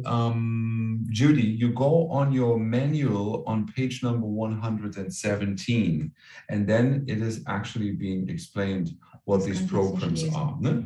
So, you go on page 117, then these databases will be properly explained in your English manual of time of frequency, not in the internal material, but it's the English manual. So, yeah, and there it's been explained when you use it, how you use it, and why you use it. Starting from page 117, and then it goes all the way to 118. Okay, Judy? Good. So, good. So now we were with... Okay, dann haben wir das Schließen. And then last real time, exactly, we finish the treatment cycle, we close it, we work on the emotions, but we also manifest. Und Nuno hat hier bei der Leber nochmal eine Resonanzanalyse gemacht, um einfach nochmal zu schauen, wie weit meine Therapie fortgeschritten ist, um einfach nochmal den Körper in eine vernünftige Resonanz zu bringen. And Nunina uses the last resonance here to see how good the treatment was and to maybe finalize a last resonance cycle for the treatment. It's optional. You don't have to do, but you can do. Das sind halt die Sportprogramme auch von Nuno. Guck mal, okay, what is the program under Regoscope? Karen, not too many questions because we won't be able to explain everything. We will come maybe to it. Okay, one moment. Ich werde alles der Reihe nach mit euch durchgehen. Yeah, she will go through the programs one after the other. Okay, Karen, good. Wir haben erstmal Nunina. So first we have, we start with the Nunina folder now. Das sind die Festprogramme, die Nuno für den Time of Frequency erstellt hat. These are all the different automations Nunina program for Time of Frequency for you guys, just to start and play. Dann haben wir die Fitnessprogramme. There are 4 fitness programs.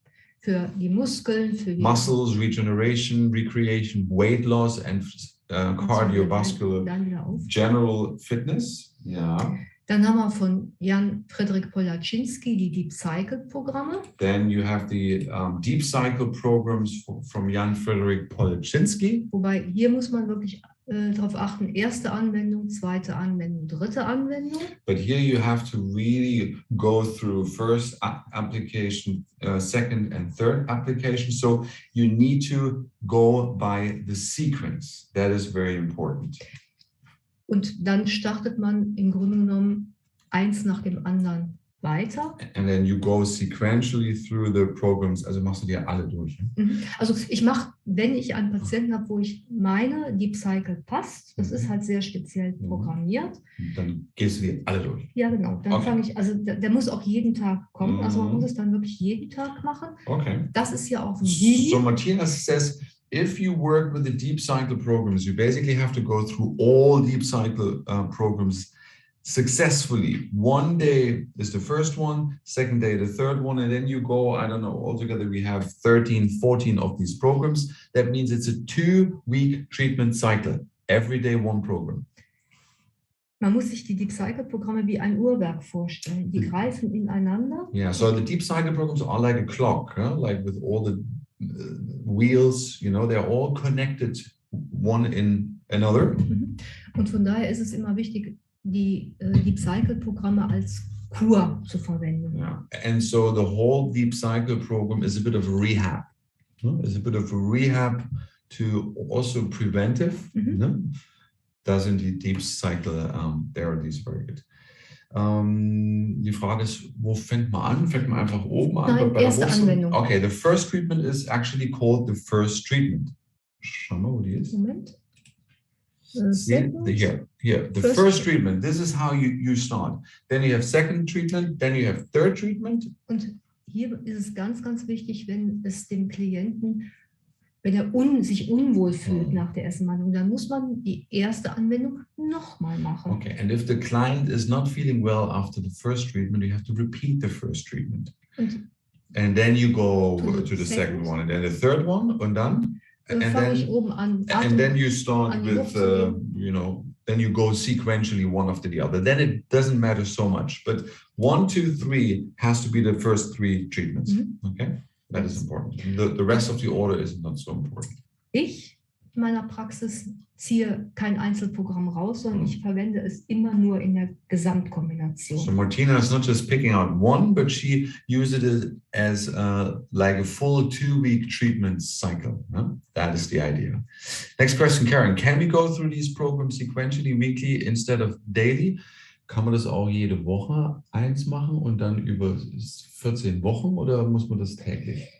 Also Jans Philosophie ist wirklich jeden Tag. Er hat damit auch die größte Wirkung, ja, und er hat auch damit den größten Erfolg. Yeah, Karen, the idea is actually to do it daily, right? Because Jan Frederick Policzynski, who was the inventor of these programs, he is doing it on a daily basis and has the best effect if you do it daily. So you would not do it weekly.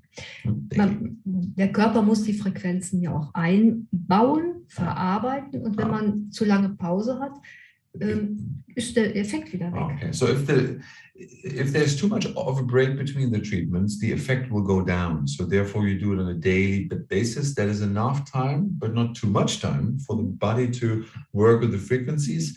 By the way, this is also part of time at home and of Healy.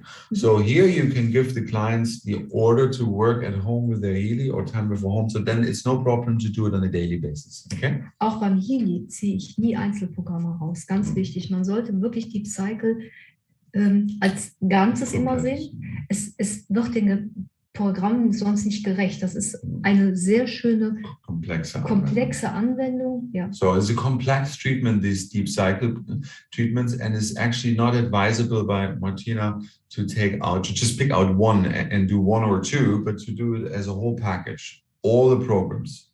Könnte man auch 2 oder 3 am Tag machen? Nein, ist zu viel. So it's really advised to do daily 1, not 2 a day, not 2 in 2 weeks, but each day 1. Okay. So another question, Karen, are these programs good for those who used Timeware for the first time? Also ist das gut so als ein Starterpaket, wenn man mit dem Frequenz noch gar nicht? Oder wann würdest du das nehmen? Das ist die Frage. Es kommt darauf an, wie ich meine Praxis strukturiert habe. Ich zum Beispiel nehme wenig Automatisierung, wenn ich einfach selber schaue, manuell schaue. Wenn ich aber keine Zeit habe, manuell zu schauen, dann würde ich Deep Cycle als Kur, als First Therapie nehmen. Wir haben einfach dem Patienten was Gutes zu tun. So in general, there's no like yes and no, Karen, to your question. Martina says she usually likes to manually pick frequencies. She's not so much a friend of these automations in general, but if she has no time and if she needs to be more practical and efficient, she would pick out automations in general, and then Deep Cycle could be indeed a good start. Was wir heute oder in den 2 Tagen lernen, ist selber Automatisierung zu schreiben, um mir eine Kur für meine Praxis im Grunde genommen zu erarbeiten. And the idea is actually to create your own automations so that you have a good sequence and let's say a therapy plan for your own clinic or praxis. That's the idea. Das ist immer viel schöner. That will be the goal, and that would be even more preferable. But of course, you can use those automations as a start. Yeah. Good. So then that is Deep Cycle. Then we have 30 Minuten. Oh ja. Wir haben jetzt Regoskop. Regoskop. Ja.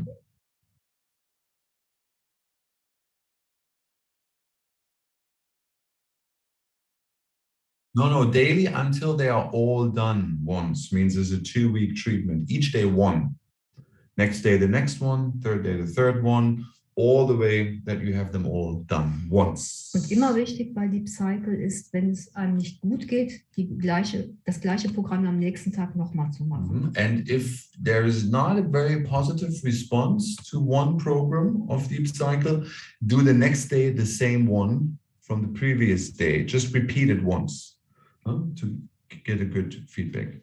Anita has a question. Regarding the microcurrent therapy, we understand that Healy gives IMFs, which is individualized. It does not give more than the body needs. Is it the same with time of frequency at home? Yeah. Yes, of course. This is the same hardware and has the same, let's say, it's the same interface to the information field on one side, and on the other side you have the electrodes. Same.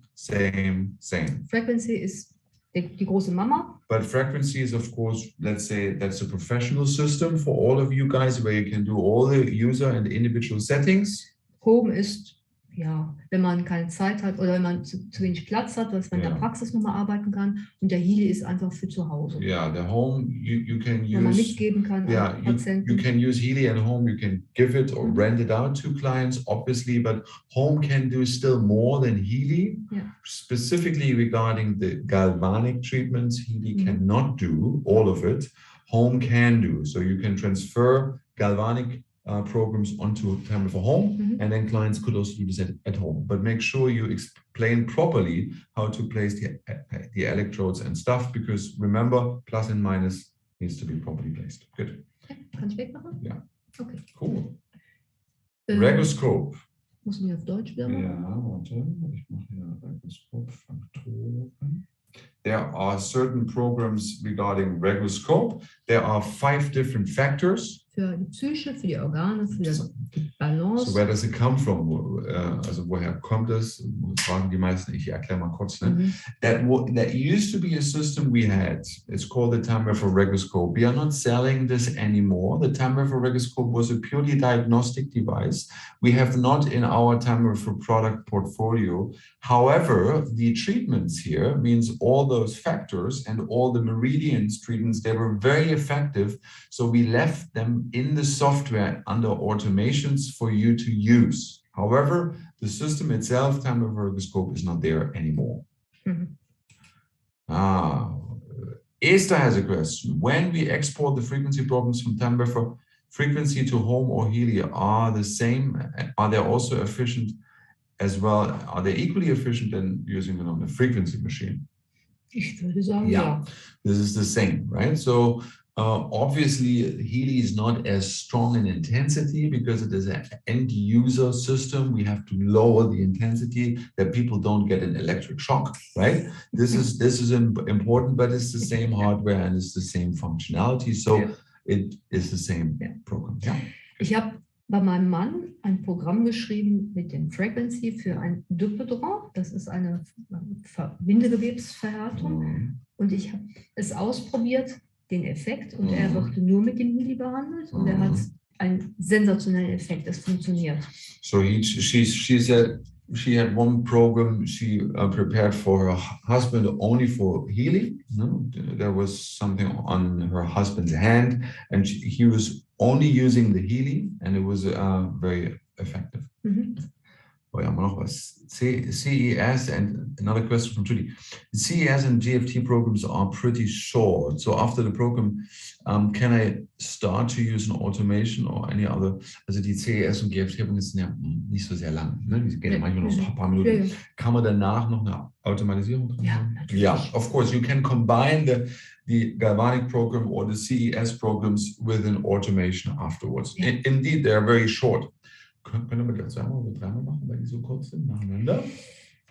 Ich würde es nicht machen. Kurze Pause dazu? Ja, mal eine halbe Stunde Minimum. Good. Because they're very short sometimes, you are right, Judy, you might do a second time, but have a break in between, at least half an hour break in between, and then you could do the same galvanic short program, let's say 5 minutes after half an hour, a second time. In Deutschland sagt man, viel hilft nicht immer viel. die sind schon sehr effektiv, die Galvano-Programme. Das darf man nicht unterstützen, auch wenn sie nur sehr kurz sind, aber die sind halt sehr effektiv. Ja. Das ist halt wirklich Strom. Ne? Yeah, but Martina says they might be short, but they're very effective. So it's not necessarily that more is more, but it is related to the intensity of those programs. Huh? Good. One more question from Esther. If I want to combine the program, should we add CES or GFT after the indication or before? Also wenn du jetzt die Nonamina-Zyklus durchgehst, kann man da so ein GFT oder CES-Ding reinschieben? Nein. No. So Esther, if you are doing Nonamina therapy, you stick to Nonamina, systemic therapy. You're not squeezing in any galvanic or CES Bevor oder program. später, ja. Before and after, yes, but not in between. No? You always have a proper treatment cycle and then you start the next one. Okay, so not combining it in between, but you could sequentially. Das geht ja go auf dem Gerät gar nicht. Du müsstest ja dann das eine stoppen und kannst dann das andere erst machen. Weil du hast ja die Stäbe vom Schlag. And also the software would not allow you because you have to go through one cycle first and then you can start the next one. Yeah. Okay. Good. So let's go through the programs, automation. Wir haben hier wirklich ganz tolle Programme für die Psyche, für das Organsystem. Da ist wirklich. So these are general programs for the psyche, for the organs, and you see which organs are related. Is the renal, which is the liver. You have the kidney. So they are very good for stimulating the organs. These are general programs, general normalization and stimulation of organs or psyche. Look, there are so many parts, there are so many organs included. Und man kann auch reinschauen, was ja drin verbaut ist und kann dann schauen, was für ein... Will ich das nicht? Genau. So you can double click on one indication and then you see the content of which databases are part of it.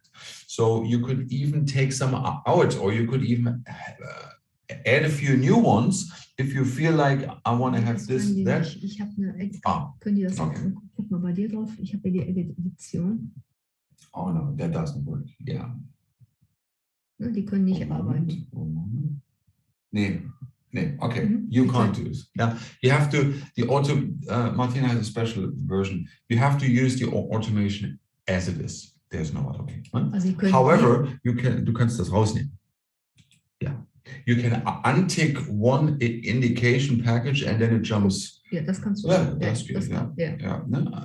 And then you would leave one for whatever practical time-wise reasons that's possible. In diesem System kann man nichts verändern. The system part is the system part. You can't change anything there except you can untick a whole package that is possible. It says balance. Related to? Es ist auch so Kidney. So then the next program, balance, is also related to balance on the physical level, the organs level, and detox. Yeah, there's a detox one. Yeah, we don't have the fitness in system. Will you send the protocols later? Abby, we'll see. Yeah, we can see. I will talk with Minna about it. The fitness programs. Habe ich nicht gemacht oder was? Nee, die haben die nicht. Echt? Ja. Oh. Okay, but we will see. The fitness programs should. Hast du auch nicht mehr? Die sind raus. Maybe they're not in anymore. We'll see. We'll see about it. Maybe Martina has them because she has a special version. I can't promise to give it, but I will check if it's possible. Okay? Good. Die waren früher drin, die sind heute nicht mehr drin. Ist möglich, ja. Ja, das ist so. Also von daher, alles, was ich habe, ist sowieso nicht standardmäßig. Ich muss auch immer Sachen testen. Von daher habe ich. She is also a software in the software validation team. Therefore, she has a few things in which might somebody else know, which might you guys, you might not have it. Die werden auch hier bei mir andere Sachen sehen, die sie nicht haben, weil ich da in der Testphase mit bin. Cool. Meridiane. Ja, toll. Guck mal, ja. So these are meridian circulation or stimulation programs according to Voll. Yeah, Voll. It's very important. Very important. There is a guy called Voll there are different systems when it comes down to meridians. The TCS the TCM system Yeah. is a different. Yeah. So it's- therefore, they are yeah. not this. There Yeah. will be not the same names. You have to remember this. Yeah, that's very, very important. That's the meridians comes from full. Yeah. Meridians from The fall, meridians, yeah. and these are special ones. Yeah. They have different names.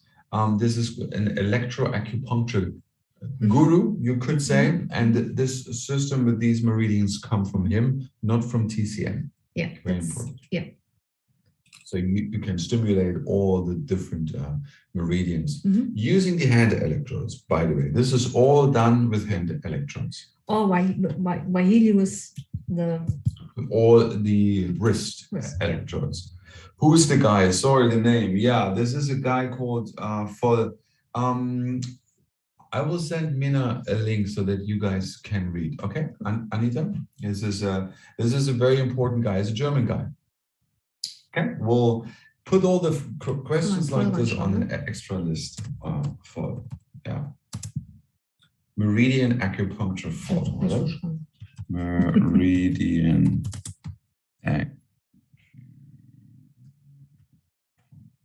Gibt es auch Bücher zu. Da kann man auch Like toll- this is the guy. The guy is called Voll. Ja.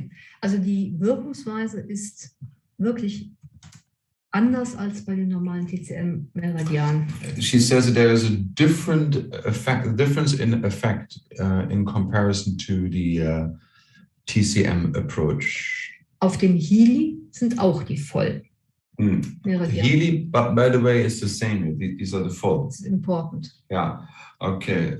I gave you the thing the full name of the guy was Dr. Groothuizen. He was a Dutch guy. Groothuizen Fall. This is the full name. Okay? So if you want to Google him up, then that's the one. Good. Okay. So, wir haben So then haben wir Energy. Meridians. Bladder, Ja. Circulation. Das wissen die. Ja, also, that's Das, okay. Ja, das kriegen die. Okay. Ja, das war. That was a system. That was the system, yeah. So, you saw here, Das auch natürlich für das, ne? also Ja. ich hab ganz viele Automatisierungen für Healy natürlich. So für mich Martina gemacht. has many different automations for Healy, of course, for many users. Die Frage ist, möchtet ihr von mir lernen, wie man eine Automatisierung erstellt? Dann So the question is, we could go quickly through the way of how Martina is creating an automation, if you like. und zwar Automatisierung für den Frequency. An automation for frequency, for home, or for Healy. Es sind 3 verschiedene. So there are 3 different ways of creating an automation. The question is, do you want to know that? Do we have the time for that? Das ist ja auch die Frage. Haben wir die Zeit dafür? Ja, natürlich. Okay, then we go quickly through how to create an automation for frequency, the same automation for home and the same automation for Healy. Es gibt Dreimal dieselbe. Ja, aber es gibt 3 verschiedene, ganz wichtige Unterschiede dazu. Das ist ganz, ganz wichtig, weil eine Automatisierung auf dem Time Over Frequency ist viel größer, auf dem Time Over Home ein wenig kleiner. Ich kann die Datenmengen nicht nehmen und beim Healy ist sie noch kleiner. So there are differences in how you create them because time over frequency can take a lot of frequencies. Home, not so many, and Healy is a bit limited to the amount of frequencies. That's why there is a difference in how you create an automation. Und wenn ihr das nicht wisst, macht ihr schöne Automatisierungen. Die werden auf den Home oder auf den Healy übertragen und ihr wundert euch, wenn es nicht funktioniert. And Weil- then, yeah, and then if you don't know that and you create nice automations, you transfer to Healy, but it will not work as long as you think because Healy cannot process all the frequencies. Und da ich weiß, wie es geht, weil ich habe ein Programm für Healy kreiert, kommt demnächst. And now Martina will show you how it works for Healy because she has done a lot of work with Healy together to create these programs, these automations. Genau. Kommt im Dezember, mein Programm. So, dann machen wir doch mal eine Automatisierung. Ne? Dann Genau. machen wir mal Jetzt User. ist auf. Okay, so we start. Ach, du hast schon, ja. Okay, Duplicates, dann machen wir Rolling Frequency. Ja. Das ist unten, glaube ich, drin. Nee, es kommt. Da. Dann machen wir Duplicate. Oh, ja. So we make 3 automations, 1 frequency, 1 home. Duplicate. So guys, we start. Frequency, home, So we start with real time. Also, Ja. wir starten mit der Echtzeit. Warum nicht 3 Ja. So we start with real time now.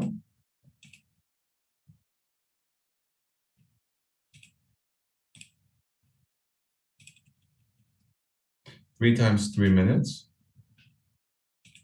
That's how you always start. Remember, 3 times 3 minutes real time. This is the beginning. This is same for home frequency and Healy. Yeah. However, now in resonance. Wobei beim Home habe ich es auch. 3 mal 3 Minuten. Beim Healy habe ich nur einmal 3 Minuten. Okay, with home she also has 3 times 3 minutes real time, and with Healy she only has 1 time 3 minutes real time. Warum? Um mehr Indikationen zu verbauen. Die Programme werden sonst zu lang. Because she uses then the space time-wise for indications, and she's shortening real time because she wants to use more frequencies from the indication part. Dann haben wir die Resonanzebene. Then resonance, and now we are with frequency, by the way. We are creating an automation for your time frequency. So in the resonance area. Bei Frequency kann ich hier 15 Minuten machen. Frequency, the total duration would be 15 minutes. Ich kann hier auch 5 Analysen machen. And to take maximum 5 frequencies, the top 5 frequencies. Ich habe immer 100% and always stehen. Das heißt?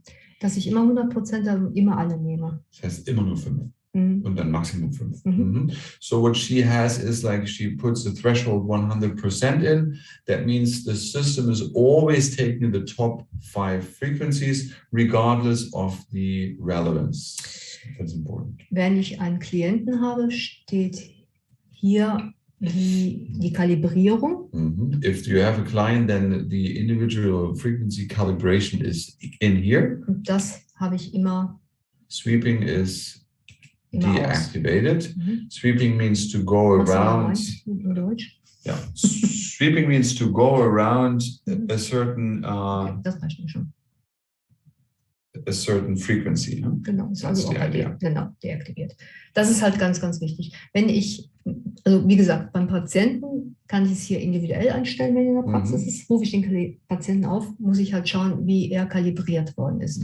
Habe ich eine feste Automatisierung?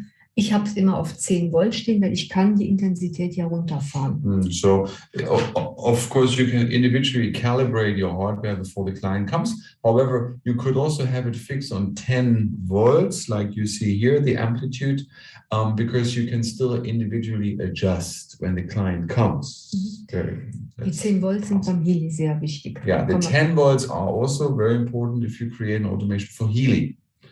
But we come to this. Now we are with frequency. Okay, dann haben wir die Indication.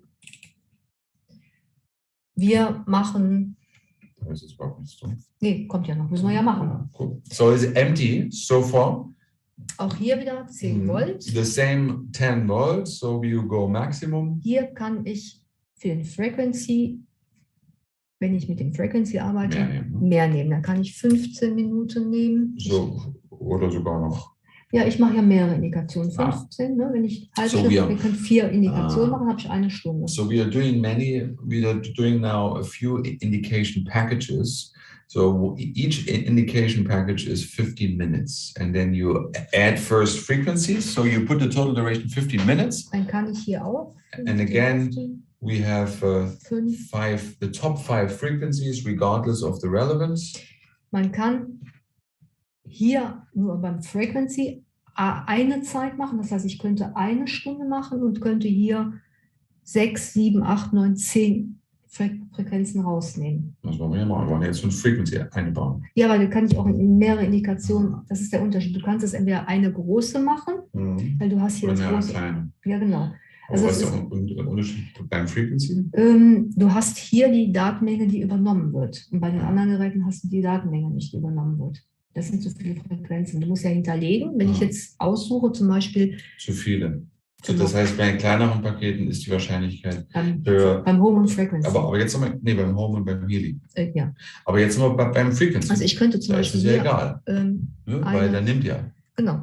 Good. 60 Minuten. Now, because we are creating an automation for time of frequency, now you use one large package of indication, which later on for time of a home or especially Healy, you have to divide in smaller packages. So now we have one big package of indication with a total duration of 60 minutes. Ich mache es aber so in der Praxis wieder nicht. Ne? Also ich mache hier. Ja, aber das muss so zeigen. Ja, genau. Yeah. And then you have the top 10 frequencies because you have time, 60 minutes time. Normalisieren, heißt das auch normalisieren? Yeah, normal. Yeah. And now we go through the search, we are typing in what we call normalizing. Das ist so der Start, um zu sehen, wie der Klient, also man kann das als Automatisierung sich bauen, macht normalisieren, also ich akzeptiere. So these are all the frequencies relating to normalize and stimulate all different functions of the body. So you see there is so see, this is blood, white blood cells, adrenal glands, the different organs. These are all different body parts to bring it back to coherence, to balance it. Und wenn wir uns die Nina-Datenbanken ansehen, sind da ganz viele Frequenzen hinterlegt, die ich auf einen Healy und auf einen Home nicht übertragen könnte. Das, was wir jetzt machen, kann ich nie auf einem Home oder Healy machen. So like this, what we do right now, this would be too much for home or Healy. So therefore, this is only applicable for time of frequency. So this huge amount of frequency pools, which you see right now here, can only be processed properly in time of frequency. Wenn ich einen neuen Klienten habe und ich möchte einfach eine Grundsanierung mal starten, fange ich immer so an. Ich mache es aber. So that's a good start, she says. If there's a new client and you want to do a preparation, a proper start for the treatment, she always does a normalization automation. Yeah, good. Und dann kann man die nicht löschen. Kannst löschen, ja. Das auch. So, and then there's one big indication package. Remember, this is now 1 hour. It's like approximately 1 hour. It could be also a bit shorter, obviously, because we are working with the information field. Hier haben wir es wieder, ne? Ich habe jetzt neu gemacht, also hier fixed it, 10. And here again, it's important to have fixed value with the amplitude 10 volts, always 10 volts, because you can later on adjust it. Es sei denn, ich habe einen Patienten, dann habe ich es fertig. Dann kann ich hier nicht mehr machen. Ne? Dann ist es einfach so vorgegeben. But if you do this with a certain client, for a certain client, then this is fixed. But now we are not doing it for a specific client, but we are doing it as a general automation you can use for all clients. So that will be the frequency automation for your big professional machine. Man kann natürlich das hier auch kleiner machen, also 30 Minuten und macht 2 Packages daraus. Technically, you could do 2 packages, each is 30 minutes. But your time of frequency can process so many frequencies, that's why it's okay. However, for home, I look for a question. Das wurde noch automatisch. So, okay. Home. Yeah, for home is different. Real time, resonance. So 3 times 3 minutes real time. So resonance is also clear, that's the same, but now the indication is different. Wenn man nicht weiß, welche großen Datenbanken hinterlegt sind, muss man immer in die Datenbank reinschauen und schauen, wie viele Frequenzen sind zum Beispiel hinterlegt. Ja, wie viel kann der maximal? 150 in einem Teil. In einem Indikationspaket. So time of a home is limited to the amount of frequencies it can process in one package. So therefore, it is important that you create smaller indication packages. 3 or 4 pieces. Ich zeige jetzt mal, was ich meine. And because it's limited by the amount of what they can process the time of a home, therefore, now Martina is showing you, for example, this. Abszess. So this the database abscesses has 230 9 different frequencies. This would be too large. Time before home can in one package only process 150 frequencies. So that would be too much. Alzheimer. Or Alzheimer's Man, would be too much. man kann es machen, aber es werden nicht alle Frequenzen übertragen. You could do it, but not all the frequencies will be transferred to your time before home. Das, A few will be lost and maybe they are needed. So therefore, man weiß halt nicht, welche Frequenzen übernommen werden oder nicht. das heißt ja prinzipiell, du kannst nie diese Datenbank erfolgreich beim Home nehmen. Nee, und beim Heli schon gar nicht. Ja, das bedeutet, du musst dann immer vorher gucken. Wenn man, also man muss sich mit den Datenbanken, also So, Nunoninas Datenbanken muss man immer reinschauen. Der hat sehr große Package drin. So see, because Nunina has sometimes very large frequency pools, as you see, 200, 300. These larger ones, you should not combine them because then time before home or Healy cannot properly process them. Mhm. So that is important. Then make smaller indication packages and use for each indication package maybe one frequency pool only. Okay, Wenn ich mir Reif anschaue, der hat das zum Beispiel nicht. Rife is a bit more decent. You could Reif see ist safe. there are just a few frequencies in. This is not a problem, but with Nunonina, as you see, some frequencies are quite large. And then you have to watch out to not combine too many. Yeah? Body System könnte ich zum Beispiel auch alleine nehmen. Also ich kann hier Body alles. system is okay. Also ich könnte hier alles. Just a few with Nunonina. But brainwave extended list would be Geht also auch too nicht. much. Yeah. Für den Frequency kein Problem, kann ich alles nehmen. Yeah. Kann ich alle großen Datenbanken nehmen. For time over frequency, no problem. Time over frequency can process everything. But we are now talking for home and healing. Also da muss man immer schauen. Man muss sich auch, also irgendwann weiß man ungefähr. Man da, 50 ist natürlich nicht viel. nee, das weiß ich schon. Das sagt ihr auch keiner hier, Öster. So, then so now we are back with automation. So that's why you make smaller packages with home. And we are doing normalization again. Nee, geht nicht, weil das sind alles zu große. Then we do another one now. Sorry. So We do emotional balance. Emotion. So we do emotional balance. And then you see. Okay, jetzt machen wir erstmal hier wegfahren. Wir machen hier keine. So you click none, so you deselect them all. Und dann kann ich aussuchen. Ich habe natürlich jetzt auch meine Database dazwischen. And of course there are a few databases so, from her. Ja, mach mal Gold Frequencies only. Und jetzt nochmal Search. Ja. So, there you go. Genau. Naja, aber das ist nur für die Anzeigen. Dann würde ich immer kleine Pakete machen. Small packages means for each frequency pool, one indication package. Except and okay. Muss ich mal hin. Yeah. Okay. Okay. So that is the first one. Yeah, das stimmt. So now again, emotions. Warte, ich mach das mal hier weg. Warte, das nervt hier. Jetzt habe ich eine Liste eingegeben. Nee, weil ich mach das mal hier weg. So. Das ist very good. So now again, you have add emotions, and now we take this. Warte, ich mach erstmal diesen raus. Aber du kannst ja unten ja nur machen. Dann machen wir es so hier. So, dann machen wir das so, dass du das hier schön siehst. Genau. Dann hast du das hier so mit einmal. Very good. So, and now we take the second one. Halt. The second one. Also so hat man es, wenn es kommt. Und this dann is standard, so, und dann you deselect, and now you take the second one. Okay. Press okay, very good. And now you do this for the third one.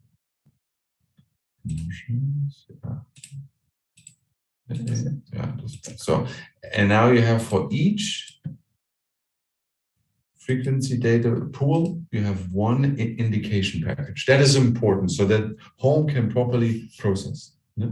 And how many? Because it was 3 per. Also 3, guck mal, wenn du da draufklickst, machen wir bei Home. Und dann machst du hier 3, ist das 3 und hab 9. Man kann hier 9 Minuten ist eigentlich immer so. Standard. Ja, für mich Standard. So beim Home und Healy. Aber man könnte, beim Home könnte man auch hier 10 machen. Also du brauchst Ich habe sonst immer gesagt 5 Minuten pro Frequenz. Frequenz, aber Okay. Aber es dann wird ist das schneller. Programm immer schneller fertig und die Leute sagen immer, das Programm ist kaputt. So usually you count up to 3 frequencies. You take the top 3 frequencies again, what is in irregardless of the relevance, and the total duration is about 9 minutes. That is approximately how long it takes. Usually it finishes a bit earlier, depending on the feedback of the field.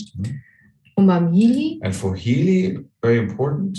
100 Frequenzen ungefähr Yeah. pro Okay. Einheit. Mhm. Also So Pi mal then, Daumen. yeah, but with Healy is a bit the same. You do the same like with home. You make smaller packages. You take smaller databases, and don't take more than 3, the top 3, because Healy cannot process more than 3 frequencies at the same time. Yeah, this is maximum.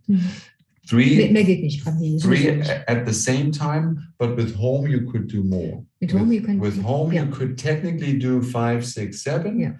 But then you have to adjust the total duration. But with Healy, very important, Beim maximum is Beim 3. Home top 3. kann ich auch die Zeit verlängern, kann hier mehr machen. Ne? Yeah. So home you can take the top 5, the top 6, the top 7, and you can adjust the total duration. But with Healy, and that's the difference, you can only have maximum 3 in one go. That's why 3 is maximum. Hier, genau, And then it's the same, you know, then you would put in the same. Und von daher habe ich beim Healy auch immer hier 9 Minuten. Yeah, and for Healy, then there's standard always 9 minutes there, because this is as much as it takes approximately. Wenn man eine Healy-Automatisierung macht, ist hier das absolut wichtig. Yeah, if you do a Healy automation, the signal settings are very important on the right side. Die 10 Volt, weil 10 volts, very important. und hier das deaktiviert. Warum 10 Volt? Weil damit überhaupt nichts. Ja, weil du hast beim Healy ja alles runtergefahren. Yeah, because Healy is lowered in intensity per default. Therefore, you have to have 10 volts, because then the client will feel something. Das ist beim Home auch nicht. Da kannst du auch individuell für den Klienten ein Programm mit seinen Werten einstellen. Beim Home musst du hier 10 Volt stehen haben. And with home as well, 10 volts. Because beim Home kannst du es individuell machen, auf den Klienten zugeschnitten. Ne? Also hier beim Home. Ja, da ist es, aber da kann ich auch 10 Volt nehmen. Ja, das ist mal, Home ist stärker. Also okay, hier ist home is a bit stronger. Therefore, with home, you can do the individual calibrations for the client, the individual calibrated settings, because home is stronger. For Healy, you always do 10 volts. Because Healy is not kann so ich strong. auch alle 5 Minuten swippen, also die 5 Hertz hoch und runter. Home could also go with sweeping, which means 5 Hertz above and 5 Hertz below that current frequency. Wie in der normalen Frequency-Therapie hast du ja auch dieses Sweeping 5 hoch und 5 runter. So this is part of a standard frequency therapy to go 5 Hertz up and down. This is good to have for frequency and home, but not for Healy. No. Not for Healy. Und Healy ist wirklich komplett anders. Healy has to be different. Healy is a bit limited. That's why. There we go. So I want to say, Karen, you mentioned timbre for home can only take 100 frequency max. Then how many for Healy? 100 for Healy. 100, Karen. Yeah. Thanks for explaining the difference among those devices. However, I found that 15,000 Hertz can be found in timbre frequency device. 15,000 Hertz was shown in the inner balance on the timbre for practice program of timbre for home device. Any idea what this frequency stands for? No, this we don't have all the frequencies in mind right now, Judy. It's very hard with that. There are unlimited frequencies. We wouldn't know what this frequency Aber sie kann suchen. But you can check. You can Google even. You can put that one in Google and see if there's a correlation. Die drin oder was das ist? Für was die besteht, ja. Ja, ist sie denn im System? Yeah, it is part of the system, and she wants to know. Kannst du doch suchen. But you could search for it. 115. Yeah. Nee, ich will nur die. It's 15,001 Hertz. Wait, look, you can search. Nein, sie kann im System suchen. Yeah, but you can also search in the system. And then you just put it in the search on the databases. 0,1. Nee. 1. Herz. And then you Selected databases. Das muss ich mal eben hier. Ja, oder mach das kleiner. Nee, ich kann ja nur das Bild wegfahren. Yeah, search. And now it goes through all no entries found. So maybe you have a typo, but you can technically, and this is what Martina is telling, you can technically search here. So you go in databases, you mark, for example, system, or you mark Nanolina frequencies, or you mark frequency level, and then you go and search. And with search, you can type in a specific frequency or a search term of your choice, and then you can see whether or not you find it. Okay? Du kannst auch nach Krankheiten suchen, du kannst nach Erregern suchen, du kannst nach allem suchen. Oh, it's not in the system. No, I can't. Okay, well, then you have to find it. Okay. You got it. Good. So Okay. that was the difference of creating an automation for frequency, for home, and for Healy. So indication for Healy. And indication for Healy as a last part is Hier 9 minutes standard, always maximum. Ja, es ist mein Standard, weil wenn du länger machst, die Programme sind meistens schneller fertig und dann heißt es immer, Programm ist kaputt. Okay, so you should do 9 minutes for Healy because if you put 5 or 15 minutes for 3 frequencies, then the program might be earlier finished and people might not understand it, and then they might come up with questions like, why is the program, stopping so early and stuff. Es werden nur 3 Frequenzen. Maximum 3, because this is the hardware limitation of Healy. Immer 10 Volt. Always 10 volts. Und kein Sweeping. And sweeping disabled. Das ist ganz wichtig. Dann suchen wir wieder. And now we'll find, one second, the software. Okay, one moment. Now we have an interference. The software was colliding with another software, so we have to restart the software like this. Yeah, guys, there we go. Okay. Shall we have a little break one more time? We finish this up with We'll finish it up. automation, and then we have one more break, and then we go in the... 10, 11, 12, 1, 4 Stunden. Oh, Wir sind ja. dann fast fertig. Oh ja, okay. Wir haben noch, also wir machen ein bisschen länger, aber Wir haben noch morgen noch. Ja, wir haben morgen Okay, noch. we also have tomorrow. Sorry, I wanted to squeeze in everything today, of course. Wir können noch No 8 Stunden worries. machen. Aber No, then let's finish this normally, yeah? wir machen das jetzt ganz toll zu Ja, Ende. Ja, ja. Ja.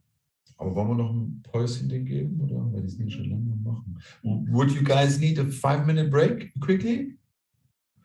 Because we are already since again 1.5 hours in the game, and then we finish up. Noch 1,5 Stunden? Nee, ja, wir können ja noch eine halbe Stunde. Ja, ja. Yeah. Okay, then shall we have a 5-minute break quickly? You guys can go on toilet. We can do just grab some drink, and then we see us in 5 minutes back, and then we start exactly where we finish off right now. Yeah, cool. A 5-minute little break. Cool. Last part for today. Let's see about the questions. Das sind 5 Fragen. Ah, There were schön. 5 questions. That's good. I will translate. Oh no. Okay, do we finish in 15 minutes? Yeah, about 15 minutes we will have. Let's see, 15, more or 20, less. yeah. When we are finished, we are finished. If you guys want to check out earlier, you can go. It's anyway recorded, and then you could watch it later on. Huh? Das kann ich nicht lesen. Yeah, and if there is another question in your language, we cannot read. Sorry.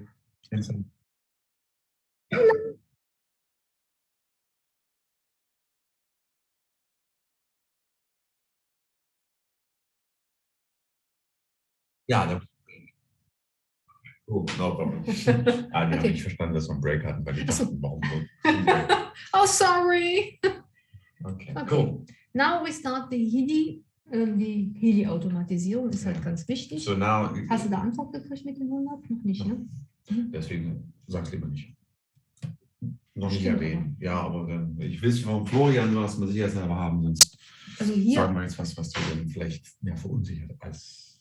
so ein kleine Pakete packen. Yeah, yeah.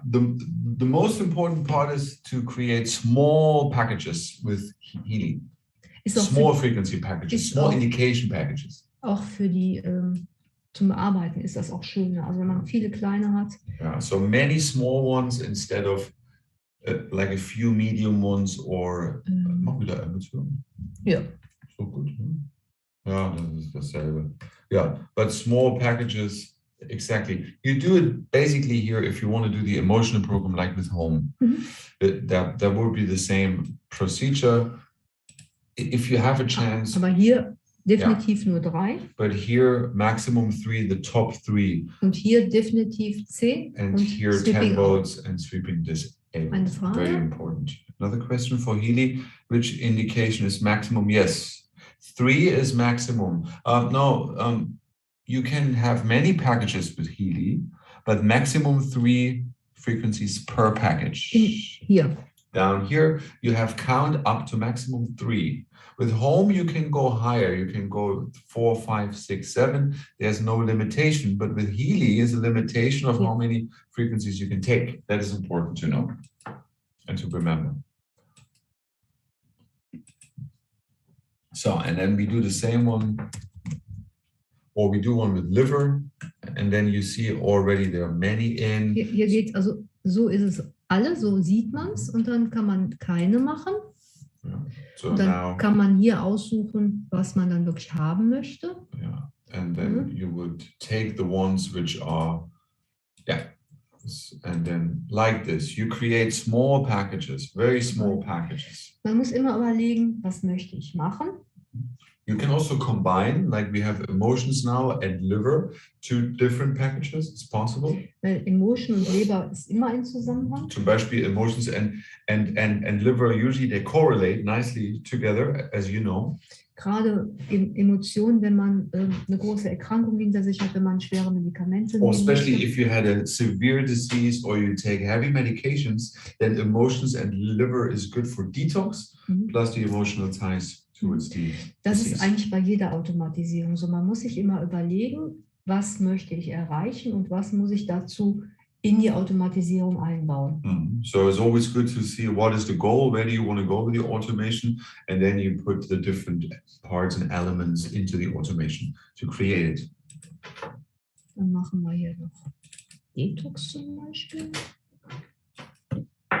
Or here we have another detox. Auch ein Tipp von mir, nie ausschreiben. Nee. Du findest nicht immer alles. Das ist ganz verrückt, wenn du es nicht genau so schreibst. Yeah. Manchmal haben die X und K oder so. Sometimes, yeah, that's a good point. Sometimes if you have a typo in the word you search, you might not find it, because if it's a typo, it will not show you anything. So therefore, it's good to just maybe have the first few syllables, and then you press search, and then you will find it. Das ist einfacher. That's easier, because you might have a typo in, and then you wonder why you can't find anything. So like here you have a lymph detox, which is good, and that would be another one. Immer 10 And again, 10 volts, so like this. And with the last package, we have maybe kidney. Yeah. D. Okay. That is the kidney. D. K-I-D. Yeah. Very good. And then we have kidney normalization function. And in that way, very good. You have 3, maximum 3, 9 minutes, 9 10. minutes, and 10 volts sweeping disabled. And that will be the Healy automation. And in that way, you can add even more packages of indication if you want, but maximum 3 frequencies.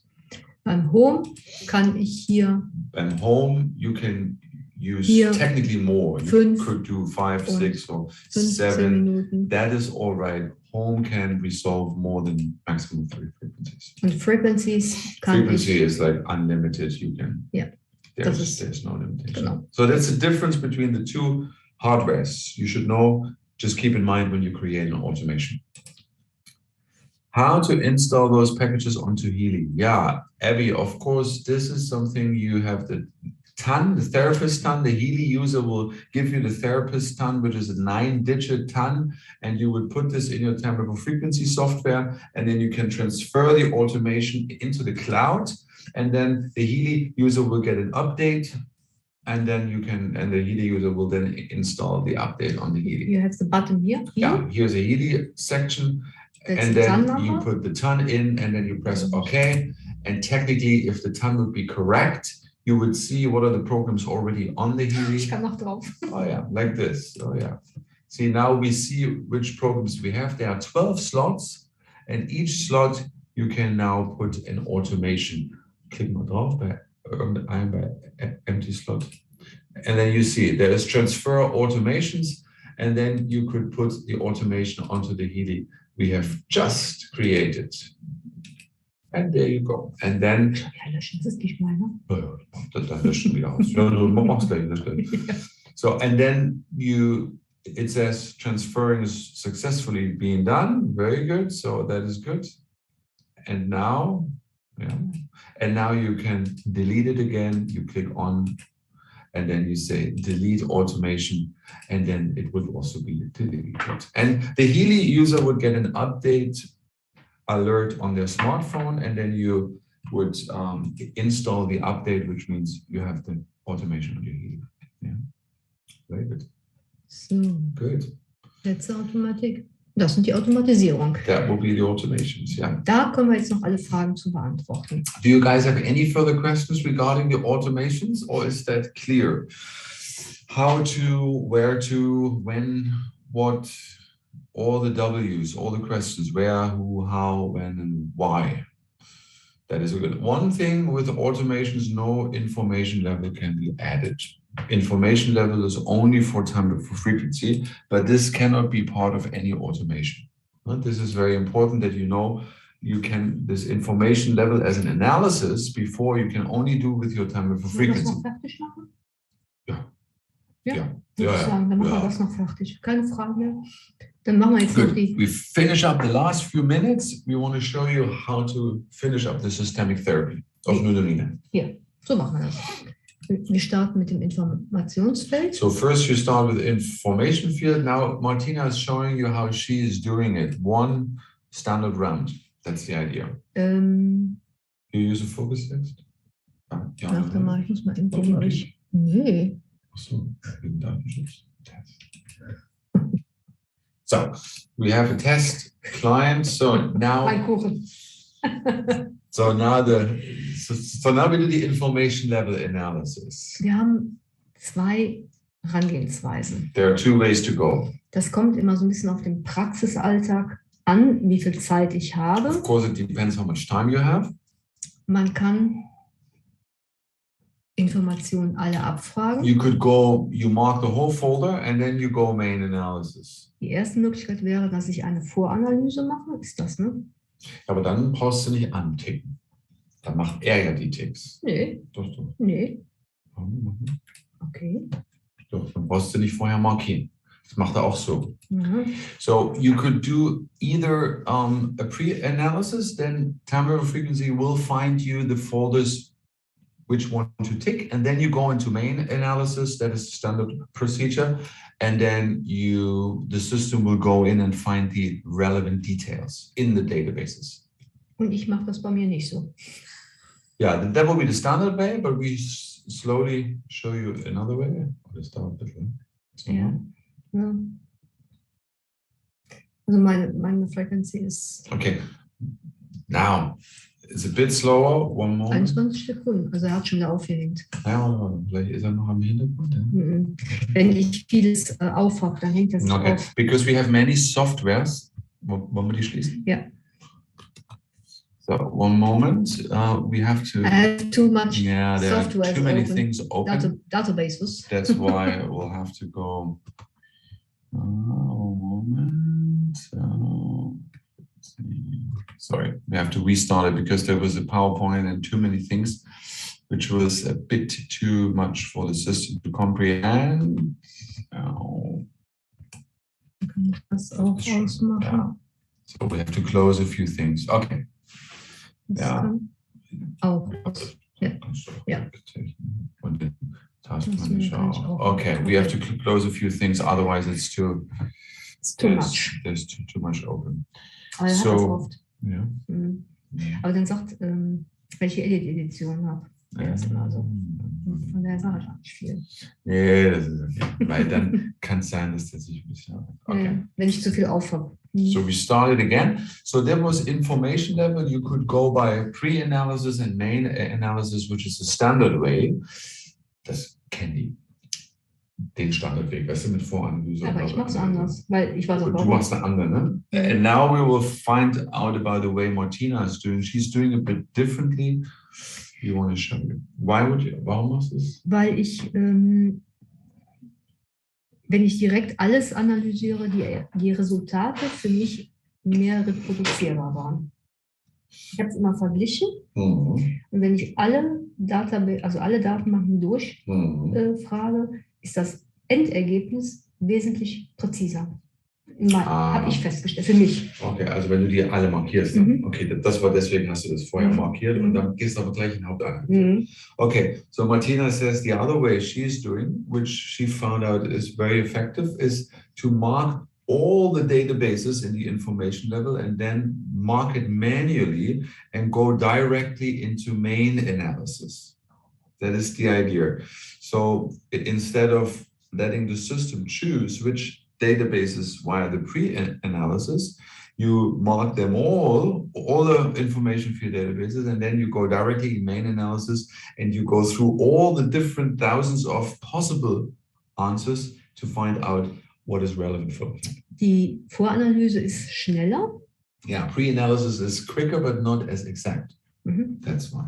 Das ist, was ich so festgestellt habe. So this is some, let's say, experience value of Martina over the years, that it's quicker to go by, but it is, let's say, it's not so precise. It's more precise if you mark them all and then jump into main analysis. Das dauert mir immer so lange. It takes a little while. We're restarting the software, guys. Please bear with us.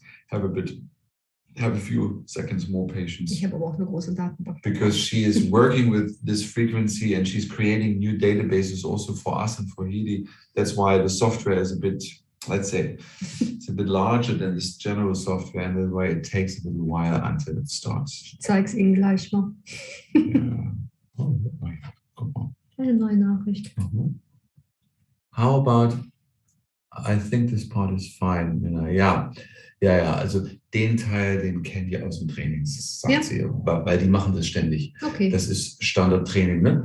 So now she says, how about could you do a quick summary of today's session? Okay, also sie sagt, dass dieser Teil, das kennen die, weil das haben die im Training, ne? Wie die Nununina-Sache. Ich mache nicht Nununina, ich mache wie ich. Yeah. Now, Minna, shall we go through quick how Martina is doing it individually, or would you rather go by a summary of what we have learned? Das ist jetzt nicht normal. Yeah, I think because now you are waiting for the program, right? Restart the program. So maybe you can give up the quick summary about today's session. What is the key points? Okay. Of that? Ja, vielleicht machen wir das. Ja, that's a good idea. Warte. Hier. So, one more. Okay. Ja, maybe we do a quick summary. Vielleicht machen wir eine kurze Zusammenfassung von dem, weil das dauert jetzt noch eine Weile und sie merkt gerade, dass es dann, die Zeit ist auch rum. Guck mal, wir haben ja um 9 angefangen. Weißt du, so dann machen wir eine kurze Zusammenfassung. Was war wichtig? Was waren die wichtigen Bullet Points? Was waren die wichtigsten Papiere? Und dann gehen wir dann morgen in die praktischen Sachen weiter. Okay. Genau. Cool. So we do a little summary. It's good, Minna. There's actually good inspiration before we tomorrow go into the details about the programs, how to place the electrodes, and then we do it live in front of the camera. Ich hätte sonst noch so ein paar Tipps mit dem Normalisieren, wie ich an Klienten rangehe. Das ist so was ich anders mache wie Nuno. Das würde ich Ihnen gerne noch zeigen, so als Tipp mit dem Normalisieren. Das wissen die nicht. Das kennt auch kaum jemand. Ich glaube, wir morgen machen, weil ich habe es hier aufgehangen. Wir müssen den ganzen Laptop neu starten. Ja. Also machen wir das morgen. Okay. Good. Yeah, so Dann kannst du es tomorrow, before we start with the electrodes, we will do a few small tips how to deviate from the Nununina standard protocol, the way Martina is doing, specifically with certain normalization functions. We do this tomorrow right in the beginning, in the morning. And yeah, for today. Wichtig ist von der PowerPoint, alles, was markiert ist, CARF heißt Gefahr. Jetzt weiß ich, was CARF heißt. So basically, regarding the PowerPoint, Mina is giving you the PowerPoint, although it is in German, the main parts you can figure out specifically, because I have done the translation, whatever has been in red or underlined is part of the test later on. Also wo ich Merke geschrieben habe oder Carve oder unterstrichen ist alles prüfungsrelevantes. So whatever is in red and is underlined, this is important for the test later on. You should definitely focus on, because we have a multiple choice test you should pass in order to be able to use all the galvanic programs on your frequency. Es sind insgesamt All together we have, because this was a preparation for the test for you guys. insgesamt So all together you have to go through 39 Fragen. 39 questions when the test is about to come. Zum Beispiel, was bildet sich an der Anode, Säure oder Lauge? Like, we had this, what is being produced at the anode, right? This would be certain acidic, there's some acids can be produced there. Und dann als Frage kommt dann Säure, Lauge, und Säure wäre richtig gewesen. Haben wir dann in der PowerPoint so gelernt. Also Exactly. So whatever you have learned, which is underlined, will be needed later on for you guys. das ist ganz, ganz wichtig. Also man muss die PowerPoint wirklich nochmal durcharbeiten in Englisch oder in Asiatisch. Und dann hat man alle Fragen sind in dieser PowerPoint im Grunde genommen beantwortet. Yeah. Mina, we will do the PowerPoint. We will do some translation in English. I can do the main parts from German to English, so that you guys have it in English. You will get it the next days. Huh? Dann haben wir die fertigen Automatisierungen, wo man einfach in der Praxis schauen kann, was passt für den Klienten, ohne selber was zu machen. So then you have those already pre-programmed automations, which are already part of the software. Ich kann jetzt nochmal rein. Soll ich nochmal reingehen? Ja, aber das wird die fertig machen. Ja. Und dann haben wir die Automatisierung, die wir selber erstellen. And then you have the user automations, which we have just learned for Frequency, Home and for Das ist wirklich Healing. sehr, sehr, sehr wichtig, dass man beim Frequency große Datenmengen verarbeiten kann und beim Home und beim Healing einfach kleinere Datenmengen. Yeah, so important again, frequency, there's no limitations, and the Home and Healing, we were talking about the limitations. Und beim Healing ist es halt wirklich wichtig, die 10 Volt, immer, kein Sweeping und nur 3 Frequenzen. And specifically with Healy, you have 10 volts, you have no sweeping, and you have maximum top 3 frequencies. Exactly. So this was actually all we have covered today. Minna, we will do the translation of the PowerPoint a bit afterwards. I already think about it. I have an idea. I will go through it with you, and then all the participants will get the English main charts of the PowerPoint translation. Don't you worry. Okay? Good. Thank you so much. That sounds good. M&M, yeah. M&M, yeah. Nice. So should we need to prepare, because I think that tomorrow will be more critical part. So do we need to prepare all the accessories with us? Then they can do the. No, you don't need to prepare. We have everything right here next to us, and we will put this on me as a test dummy, and then you guys just basically have to observe what's going on. Wir zeigen erstmal morgen alle Zusatzteile, die wir haben. Yeah, we will show all the electrodes tomorrow, how to use them and what to do with them. Genau. Und wir machen Faltenbehandlung morgen. And then we do certain wrinkles and beauty cosmetic applications, which is actually. So you just listen and observe. That's all. Ja. Yeah? Und ich zeige mal morgen noch ganz kurz, wie ich eine Analyse mache. Yeah. Mit einigen kleinen Tipps. And she will show just in the beginning very briefly how she's doing an analysis. Because she has a specific way which deviates a little bit from Nina, which is very effective. She wants to quickly show. Sure, Yeah? that will be perfect. Good. Thank you very much. Thank you. I think today that is the end. So we will see you tomorrow at the same time. Same time tomorrow. Thank you. Thank you so much. Bye-bye. Have a beautiful evening. Bye. Bye. Bye. Bye. Bye.